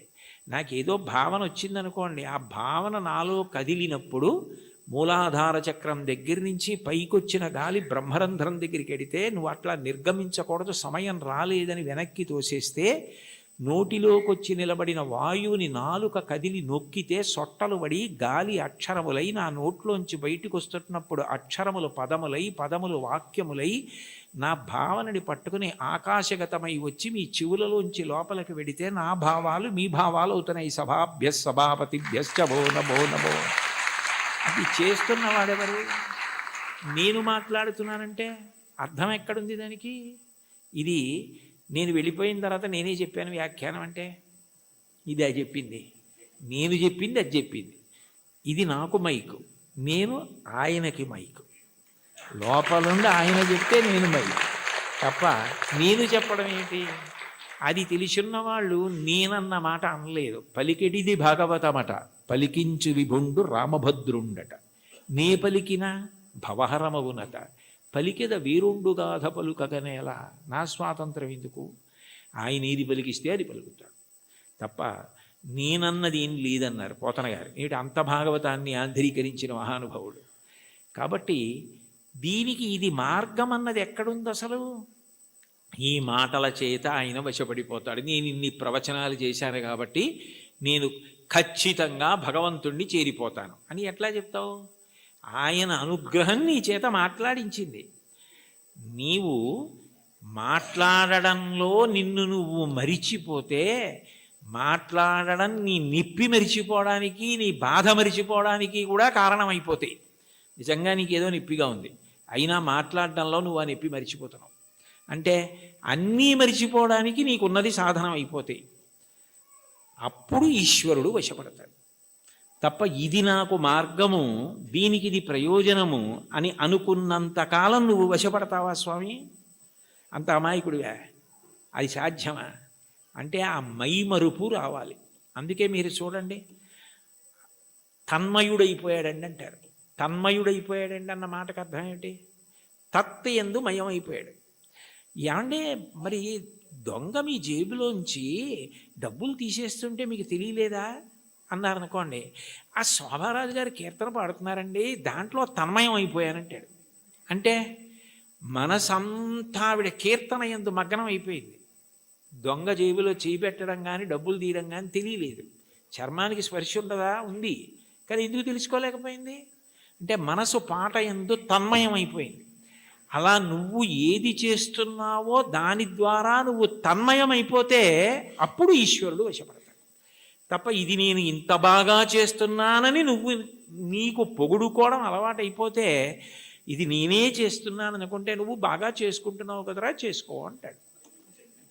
అది తన్మయానికి కారణమై, అందుకే చిట్ట చివరికి ఏదైనా ఎక్కడికి వెళ్ళాలి అంటే మౌనమునందు పర్యవసించాలి. చిట్ట చివరికి సంగీతము నాదమునందు, శబ్దం ఎక్కడ పుడుతోందో అక్కడ లయమైపోతుంది. నాదతను మనిషం శంకరం అంటారు త్యాగరాజస్వామి. అందుకే ఆ నాదము శంకర శరీరము, దాని యందు లయం అవ్వాలి. ఇక్కడ ఉన్నారు కదా మంజు భార్గవి గారు, శంకరాభరణంలో ఆయన ఏదో ఉరిమి ఉరుములు మెరిసే మెరుపుల చిరుచిరు నవ్వులు కాబోలు, ఆ సరిసరి నటనలు కాబోలు అని పరవశాన శిరసూగంగా ధరకు జారెన శివగంగ నాగానలహరి నువ్వు మునుగంగా అని పరవశించిన పరమశివుడు తల కిందకి జింపి చూస్తేట గంగ కింద పడి ఈయన తడిసిపోయేట. ఈయన గానలహరిలో ఆయన మురిగిపోయేట. అప్పుడు ఒక్క క్షణం ఆగిపోయాడు అనుకోండి, అప్పుడు నాదోపాసన చేసిన వాడను నీవాడను నేనైతే, అది నాదమునందు ఉపాసన. మౌనమునందు వెళ్ళిపోవాలి. అన్నీ మౌనములోకి వెళ్ళిపోయి నువ్వు చేసిన ఆ తన్మయావస్థలో నీకే ఏమీ ఎరుకలేని స్థితి ఏది ఉన్నదో దాని యందు నువ్వు నిశ్చలుడవై నిలబడగలిగితే అష్టాంగ యోగంలో అది సమాధి. దాన్ని శంకరాచార్యుల వారు మహానుభావుడు యోగరత్నావళి అని అందులో వర్ణిస్తారు. శ్రీశైల శృంగకు హరేషు కదోపలప్స్యే గాత్రం యదామలతాహ పరివేష్టయంతి కర్ణే యదాహ విరచయంతి ఖగాశ్చ నీడాస్. అప్పుడు వీడు కదలడు అని నమ్మకం వచ్చి తీగలు చుట్టుకుంటాయి. వీడు కదలడు అని నమ్మకం వచ్చి పక్షి చెవుల్లో పుల్లలు పెట్టి గూడు పెడుతుంది. వీడు కదలడు అని నమ్మి పక్షులు వాసం చేసి గుడ్లు పెట్టి పొదిగి అరుస్తాయి. అయినా కదలడు. ఎందుకనంటే తన్మయుడై ఉన్నాడు. అది సమాధి స్థితి. ఆ స్థితికి వెళ్ళినవాడు అనుభవిస్తున్నాడు ఈశ్వరుణ్ణి. వాడు జీవన్ముక్తుడవుతున్నాడు. వాడి శరీరము పడిపోయినప్పుడు విదేహమోక్షాన్ని పొందాడు. శరీరం పోయింది, ఇంకా అంతటా పరివ్యాత్మమైన ఆత్మ అయ్యాడు. ఆ తన్మయావస్థ పొందడానికి ఇది సోపానము కావాలి తప్ప ఇది నాకున్న ప్రజ్ఞాని నాకు నేను 10 మాటలు మిడిసిపడడానికి కారణమైనంత కాలము ఈశ్వర నిన్ను చేరడానికి ఎట్లా హేతు అవుతుంది? నువ్వు నవ్వవా నన్ను చూసి? అయ్యపిచ్చాడా అని అమాయకుడైన బిడ్డను చూసి తల్లి నవ్వినట్టు నవ్వుతాడు. అయితే ఏ తల్లి నవ్విందో ఆ తల్లే పాయసం పడితే నవ్విన పరమాత్మ ఏం చేస్తాడు? తద్దోషాన్ని దిద్దుతాడు. ఇది నీ ఎందు పోవడానికి నేను దిద్దుతానంటాడు. అందుకని గురు రూపంలో ఆయనే వచ్చి దీన్ని నువ్వు ఇట్లా వాడుకో, ఇది నీకు దీనికి కారణం కావాలి అని ఆ తన్మయావస్థని కల్పిస్తాడు. అది భగవంతుణ్ణి చేరడానికి కారణమవుతుంది. అందుకని చరణాల్లో అంటున్నారు, ఇది ఈశ్వరుడు ఉన్న చోటని నేను ఎట్లా తెలుసుకోగలను? అంతటా ఉన్నాడు ఇందుగలడందులేడిని సందేహములతో చక్రి సర్వోపగతుండెందెందు వెదకి చూచిన అందందే కలడు దానవగ్రణి వింటే. ఇక్కడ ఉన్నవాడిని అయితే చూడగలను, అంతటా ఉన్నాడంటే ఎలా చూస్తాను? ఆ జ్ఞానము కలగాలి. ఆ జ్ఞానం ఎవరివ్వాలి? ఆయన ఇవ్వాలి. కాబట్టి ఉన్న చోటెరుగుదునా ఓయి అంటే పలికేవా? అతిశయం మనసులో ఉండిపోతే ఓయి అని పిలిస్తే నువ్వు పలుకుతావా? సాధ్యమా? నేనేమైనా ఒక గదిలోంచి ఒక గదిలోకి వెళ్ళిపోయినట్టు నీ దగ్గరికి పరమపదానికి వచ్చి వెళ్ళిపోగలిగినంత సమర్థున్నా? నా వల్ల సాధ్యం అవుతుందా? ఇంత పారవశ్యం ఉండి ఇంత గొప్పగా విష్ణు సంకీర్తన చెయ్యగలిగినటువంటి మహాజ్ఞాని, భక్తి వైరాగ్యము కలిగినటువంటి వారు తన మీద పెట్టుకుని నన్ను చూసి నువ్వు నవ్వవా అని పాడడంలో ఉన్న గొప్పతనం ఏమిటంటే, వీరిని చూసి నువ్వు నవ్వవా అని రాశారనుకోండి అతిశయం అవుతుంది. అందుకని నిజానికి ఆ హేయ గుణములు లేకపోయినా తన యందు ఆరోపించుకోవడం పరమ భక్తికి తార్కాణం. అది భక్తి యొక్క చరమస్థితి. భక్తిలో ఏమవుతుందంటే ఆ అపార వినయం వస్తుంది. నేనెంతటి వాణ్ణి, నా యందు ఏది ఉన్నది ఈశ్వర విభూతి తప్ప, యద్యద్విభూతి మత్సత్వం శ్రీమదుర్జితమేవ వా తత్తదేవావగచ్చస్తం మమ తేజోంశ సంభవం. నా యందు ఏ తేజస్సున్నా అది ఈశ్వరుడి అనుగ్రహం. ఆయన తేజస్సు తప్ప నాది కాదు. ఆయన ఉపసంహారం చేస్తే ఎంతసేపు, ఆయన అనుగ్రహించాడు కాబట్టి నడుస్తోంది అన్న వినయం ఎక్కడుంటుందో అక్కడ అనుగ్రహం ఉంటుంది. అందుకే మీరు చూడండి, మహాత్ములైన వారెవ్వరూ ఈ వినయం తప్పరు. అంతటి మహానుభావుడు శంకరాచార్యులు వారు పశుమాం సర్వజ్ఞ ప్రథిత కృపయా పాలయ విభో అన్నారు. నేను పశువుని, నువ్వు పశుపతివి అన్నారు. అవినయమపనయ విష్ణోహో అన్నారు షట్పదీ స్తోత్రంలో. నాకు అవినయాన్ని తీసి వినయాన్ని కటాక్షించు స్వామి అన్నారు. భాగవతోత్తముల యొక్క గొప్ప గుణం ఏమిటంటే ఎప్పుడు వారు ఇది నాది అన్న భావన పొందరు. వారికి అన్నింటికన్నా చదవడానికి భయమైంది ఏమైనా ఉంటే ఏంటంటే సన్మానపత్రం. ఎందుకంటే అది చదువుకుంటే నేను ఇంత వాణ్ణని ఏమైనా అభిప్రాయాలు ఏర్పడిపోతాయేమో అని భయపడి కనపడకుండా దాచేది ఏదైనా ఉంటే సన్మానపత్రమే తప్ప, ఇది నా యందు ఉన్న విభూతి నా గొప్ప అని అనుకుంటే దూరం జరగడం అవలా. అది ఆయన నన్ను లాక్కోవడానికి కట్టుకున్న తాడు. ఆయన తాడు కట్టి నన్ను లాక్కుంటున్నాడు. అంటే రాగస్వరూప పాశాఢ్య, ఈ రాగము తీసి ఆవిడ భక్తిపాశం వేసి తన దగ్గరికి లాక్కుంటాడు. నాకే ఉంది, ఏమీ లేదు, నేనేం పెద్ద చదువుకోలేదు, మహావిద్వాంసుణ్ణి గాను, సమస్త శాస్త్రములు తెలిసున్నవాణ్ణి గాను, అయినా వీడెలా తరించాలి? అందుకని వీడికి ఏదో 4 మాటలు మాట్లాడడం అన్న లక్షణాన్ని ఇస్తే తగుదునమ్మా అని బయలుదేరుతాడు. ఏదో 1 గంటన్నర మాట్లాడతాడు. ఇది అడ్డు పెట్టి నా దగ్గరికి లాక్కుంటానని ఆయనే ఆ పాశం వేసి తన దగ్గరికి లాక్కుంటున్నాడు. ఇదంతా నాదే అంటే నేను మాట్లాడకపోతే ఈ మైక్ ఎంతో, ఆయన మాట్లాడకపోతే నేను అంతే. అది తెలుసుకుంటే చాలు. ఆ వినయాన్ని ప్రతిపాదించి ఈశ్వరుణ్ణి చేరడానికి మార్గములు కావు. ఏ మార్గము పట్టినా ఆ మార్గము ద్వారా నువ్వు కాదు కర్తృత్వంతో చేరేది. ప్రీతి పొంది ఈశ్వరుడు ఆక్కోవాలి, ప్రీతి పొంది ఈశ్వరుడు కలుపుకోవాలని గుర్తుపెట్టుకో, వినయాన్ని నిలబెట్టుకో. అది తాత్పర్యం కీర్తనకి. చాలు. ఏకశబ్ద సమ్యజ్ఞాత సృష్టప్రయుక్త స్వర్గే లోకే కామదుద్భవతి. ఒక్క మాట పరిపూర్ణ విశ్వాసంతో చెప్పుకున్న విన్న పూర్ణ ఫలితం. ఇప్పుడు ఆ కీర్తన అంతా చెప్పారనుకోండి, నేను 4 నెలలు ఉండాలి ఇక్కడ. కష్టం కదా. ఇది ఇచ్ఛ. వాగ్గేయకారులకు ఉండేటటువంటి ప్రధాన లక్షణం కరుణ. ఆ దయతో లోకానికి హితోపదేశం చేస్తున్నారు. నేను హితోపదేశం చేస్తున్నాను అన్న అతిశయం కాకుండా, చాలదా అంటే మనని ఉద్దేశించి తనని తాను ఉద్దేశించుకుని అంటున్నట్టుగా ఇంకింతకన్నా ఏం కావాలి? హరినామ సౌఖ్యామృతము. అన్నిటికన్నా తేలిక మార్గం ఏమిటంటే భగవంతుని యొక్క నామాన్ని పలకడం. నామము ఏం చేస్తుంది అంటే నామిని తీసుకొస్తుంది. ఇప్పుడు నేను ఇక్కడ కూర్చుని అకస్మాత్తుగా మాట్లాడుతూ శోభారాజు గారు అన్నాను అనుకోండి, ఆవిడ నా వంక తిరుగుతారు. ఎందుకని? నామము నామిని ప్రతిస్పందించేటట్టు చేస్తుంది. భగవంతుని నామము ఒకటే ఉండాలి కదా. ఇప్పుడు నాకు కోటేశ్వరరావు అని పేరు, అంతేకాని నాకు సహస్రనామాలు ఉండవు కదా. మరి ఈశ్వరుడికి ఎందుకు అన్ని నామాలు? అంటే నామములు బాలసారి చేసి పెట్టిన పేర్లు కావు, నామములు గౌణములు. నిర్గుణుడైన భగవంతుడు ఒక్కొక్క గుణాన్ని ఆవిష్కరించినప్పుడు ఒక్కొక్క నామము కింద మారుతుంది. ఉదాహరణకి స్థాణుహు అన్నాను అనుకోండి. స్థాణుహు అంటే సాధారణంగా మనం ఏమంటాం, కదలకుండా ఎవరైనా నించున్నారనుకోండి, నువ్వేమైనా స్థాణువా, కదలమే అంటావు. భగవంతుడికి స్థాణువు అని పేరు ఎందుకు వచ్చిందంటే ఇంకా ఆయన అంతటా వ్యాప్తి చెంది ఉన్నాడు, ఇక ఆయన కదలడానికి చోటేది. అందుకని స్థాణుహు. ఒక్కొక్క గుణము వలన ఒక్కొక్క నామం వస్తుంది.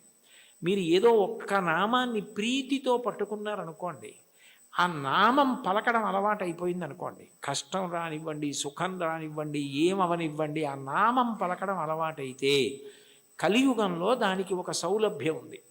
కలియుగంలో అన్నిటికన్నా తేలిక ఏమిటంటే భగవన్నామం పలకడం. భగవన్నామం పలకడానికి ఎవరు బాగా అలవాటు పడిపోతారో వాళ్ళు ఆ నామిని దగ్గరికి తెచ్చుకోగలుగుతారు. ఆయనే వాళ్ళకి సమీపానికి వస్తాడు. వచ్చి వాళ్ళు తరించడానికి కారణం ఆయనే చూపిస్తాడు. అందుకే కలవు నామ సంకీర్తన. కలియుగంలో భగవంతుని నామం పట్టుకోవడం కన్నా తేలిక మార్గము వేరొకటి లేదు. నాకు మంత్రం రాదు, తంత్రం రాదు, యజ్ఞం రాదు, యాగం రాదు, రాని వాటి గురించి విచారించకు. ఏదో ఒక నామం పలకగలవు కదా, శివ అనగలవు, రామ అనగలవు, ఆ నామం పట్టుకో చాలు. అది ఒక్కటి పట్టుకుంటే అది రెండు ప్రయోజనములు చేరుస్తుంది. ఒకటి, నువ్వు చేసిన పాపములు ఏవి నిన్ను ఈశ్వరుణ్ణి చేరకుండా ప్రతిబంధకంగా నిలబడతాయనుకుంటున్నావో వాటిని తీసేస్తుంది. రెండు, ఎవరిని నువ్వు చేరాలనుకుంటున్నావో వాణ్ణి నువ్వు ప్రయత్నపూర్వకంగా చేరడం కాదు, వాడొచ్చి నీ దగ్గర నిలబడి వాడు నిన్ను పొందేటట్టు చేస్తుంది.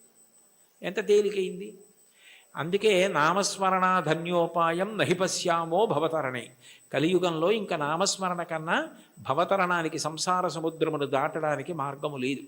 భాగవతంలో అంటారు, నామము ఎంత తేలిక అంటే బిడ్డ పేరు పెట్టి పిలిచిననైన విశ్రామ కేళినైన మిగుల గేలినైన పద్య గద్య గీత భావార్థములనైన కమలనయను తలుప కలుషహరము.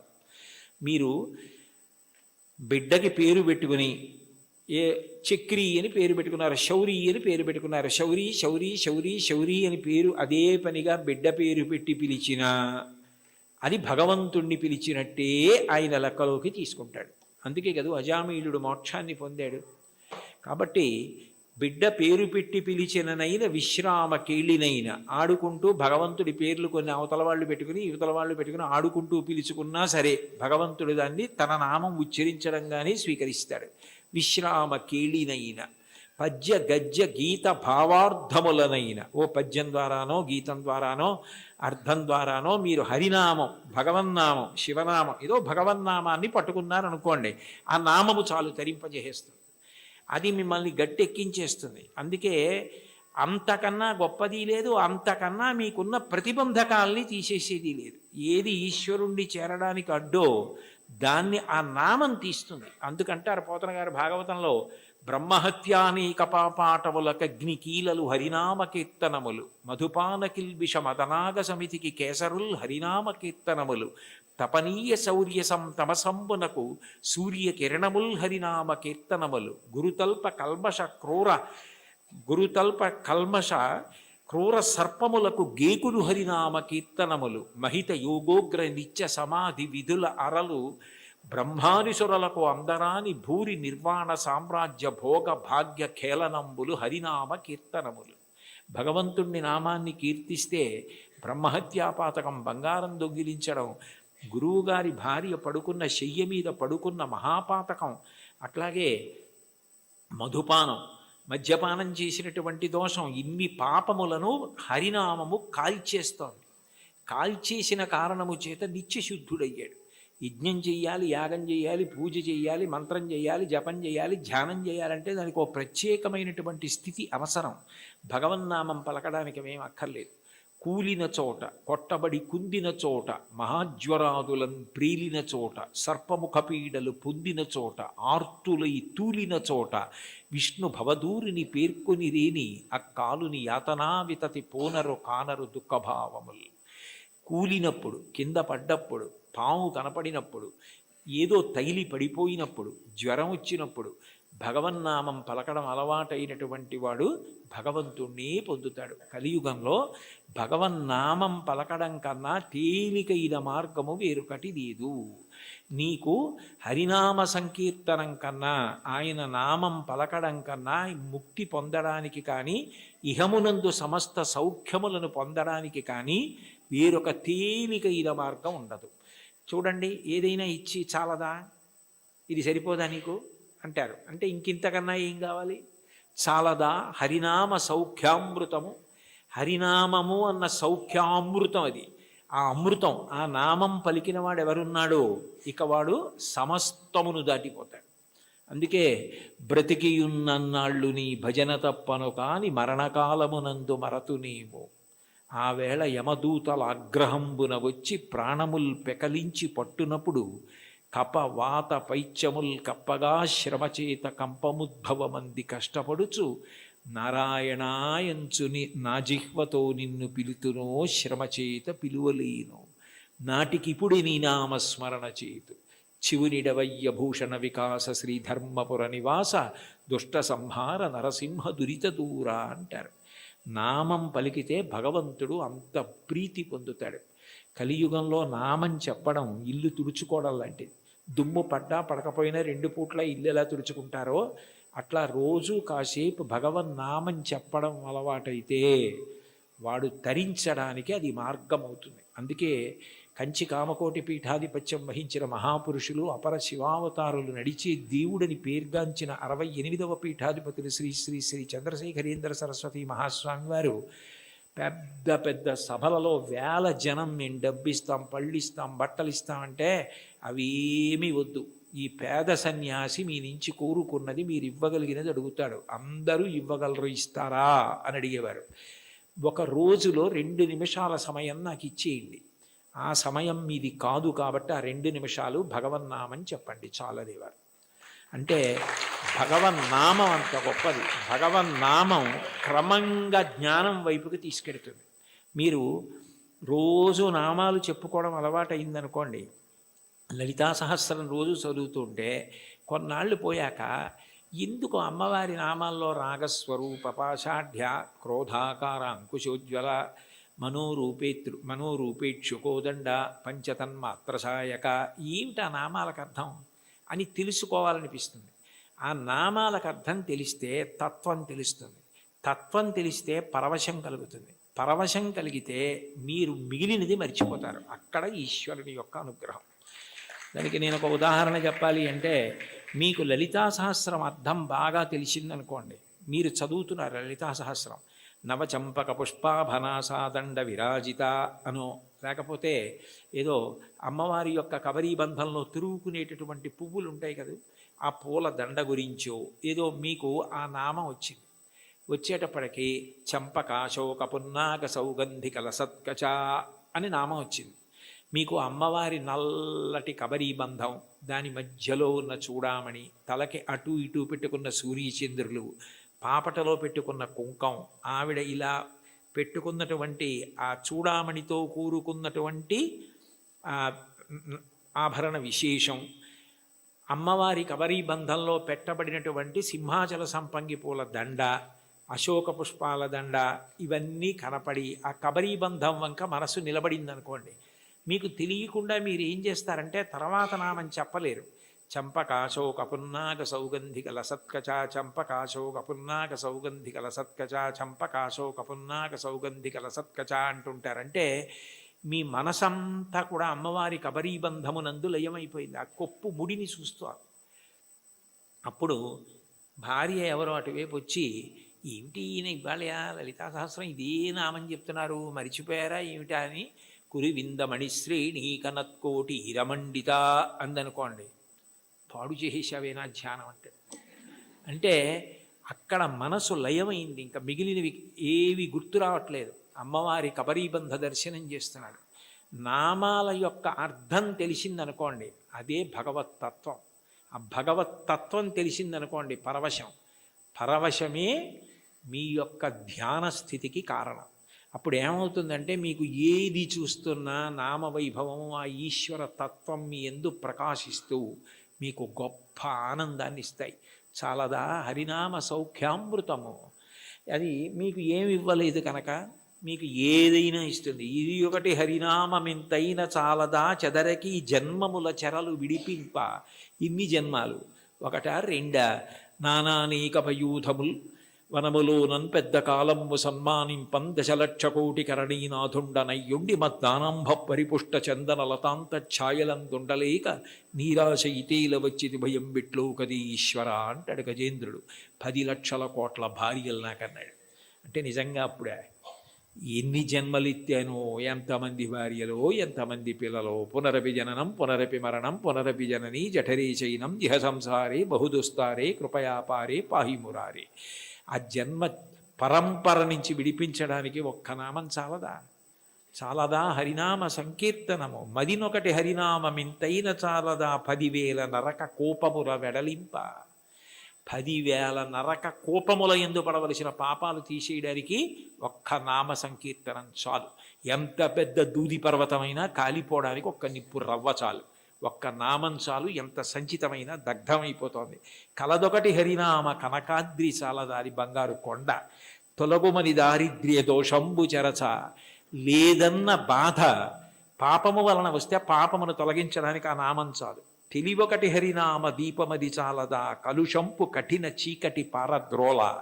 కఠినమైన అజ్ఞానమనే చీకటిని పారద్రోలడానికి భగవన్నామం అన్న దీపం చాలు. అయితే చివర పెద్ద మూడేశారు. భగవన్నామమునందు అనురక్తి దేనికి కలుగుతుంది అంటే భాగవతులతో కలిసి తిరిగితే వస్తుంది. వాళ్ళు ఎప్పుడూ భగవన్నామం చెప్పుకున్నంత పరవశించిపోతాడే. ఆయనతో ఉంటే ఎప్పుడు ఆ భగవత్కథలు భగవద్వైభవం అలా తలుచుకు తలుచుకు తలుచుకు తలుచుకు మురిసిపోతూ ఉంటాడని మనకి కూడా అబ్బుతుంది. అందుకని కావలసింది ఏమిటంటే సత్సంగం, సత్పురుషుల సహవాసం. వాళ్ళని మనం గుర్తుపడతాం, కానీ వాళ్ళు మనని గుర్తుపెట్టి పేరు పెట్టి పిలిస్తే అంతకన్నా గొప్పతనం లేదు. అంటే సత్పురుష సహవాసం అంత గొప్ప సుమా. కాబట్టి సొగసి ఈ విభుని దాసుల కరుణ చాలదా. సత్పురుష సహవాసము చేత నామమునందు తాదాత్మ్యత కలుగుతుంది. ఇది నాకు కావాలి. ఆ నామమును పట్టుకోండి చాలు. అంటే చాలా తేలిక మార్గాన్ని ఇందులో ఉపదేశం చేసి, అబ్బాయి చాలా చిన్నది ఇచ్చాను అనుకుంటున్నావా, ఇది చాలదా, ఇంకింతకన్నా ఏమిటో, ఇంకింతకన్నా ఏం లేదు. ఎంత బాగా మాట్లాడారో, ఎంత అనునయంగా మాట్లాడారో, చాలదా, అయిపోయింది.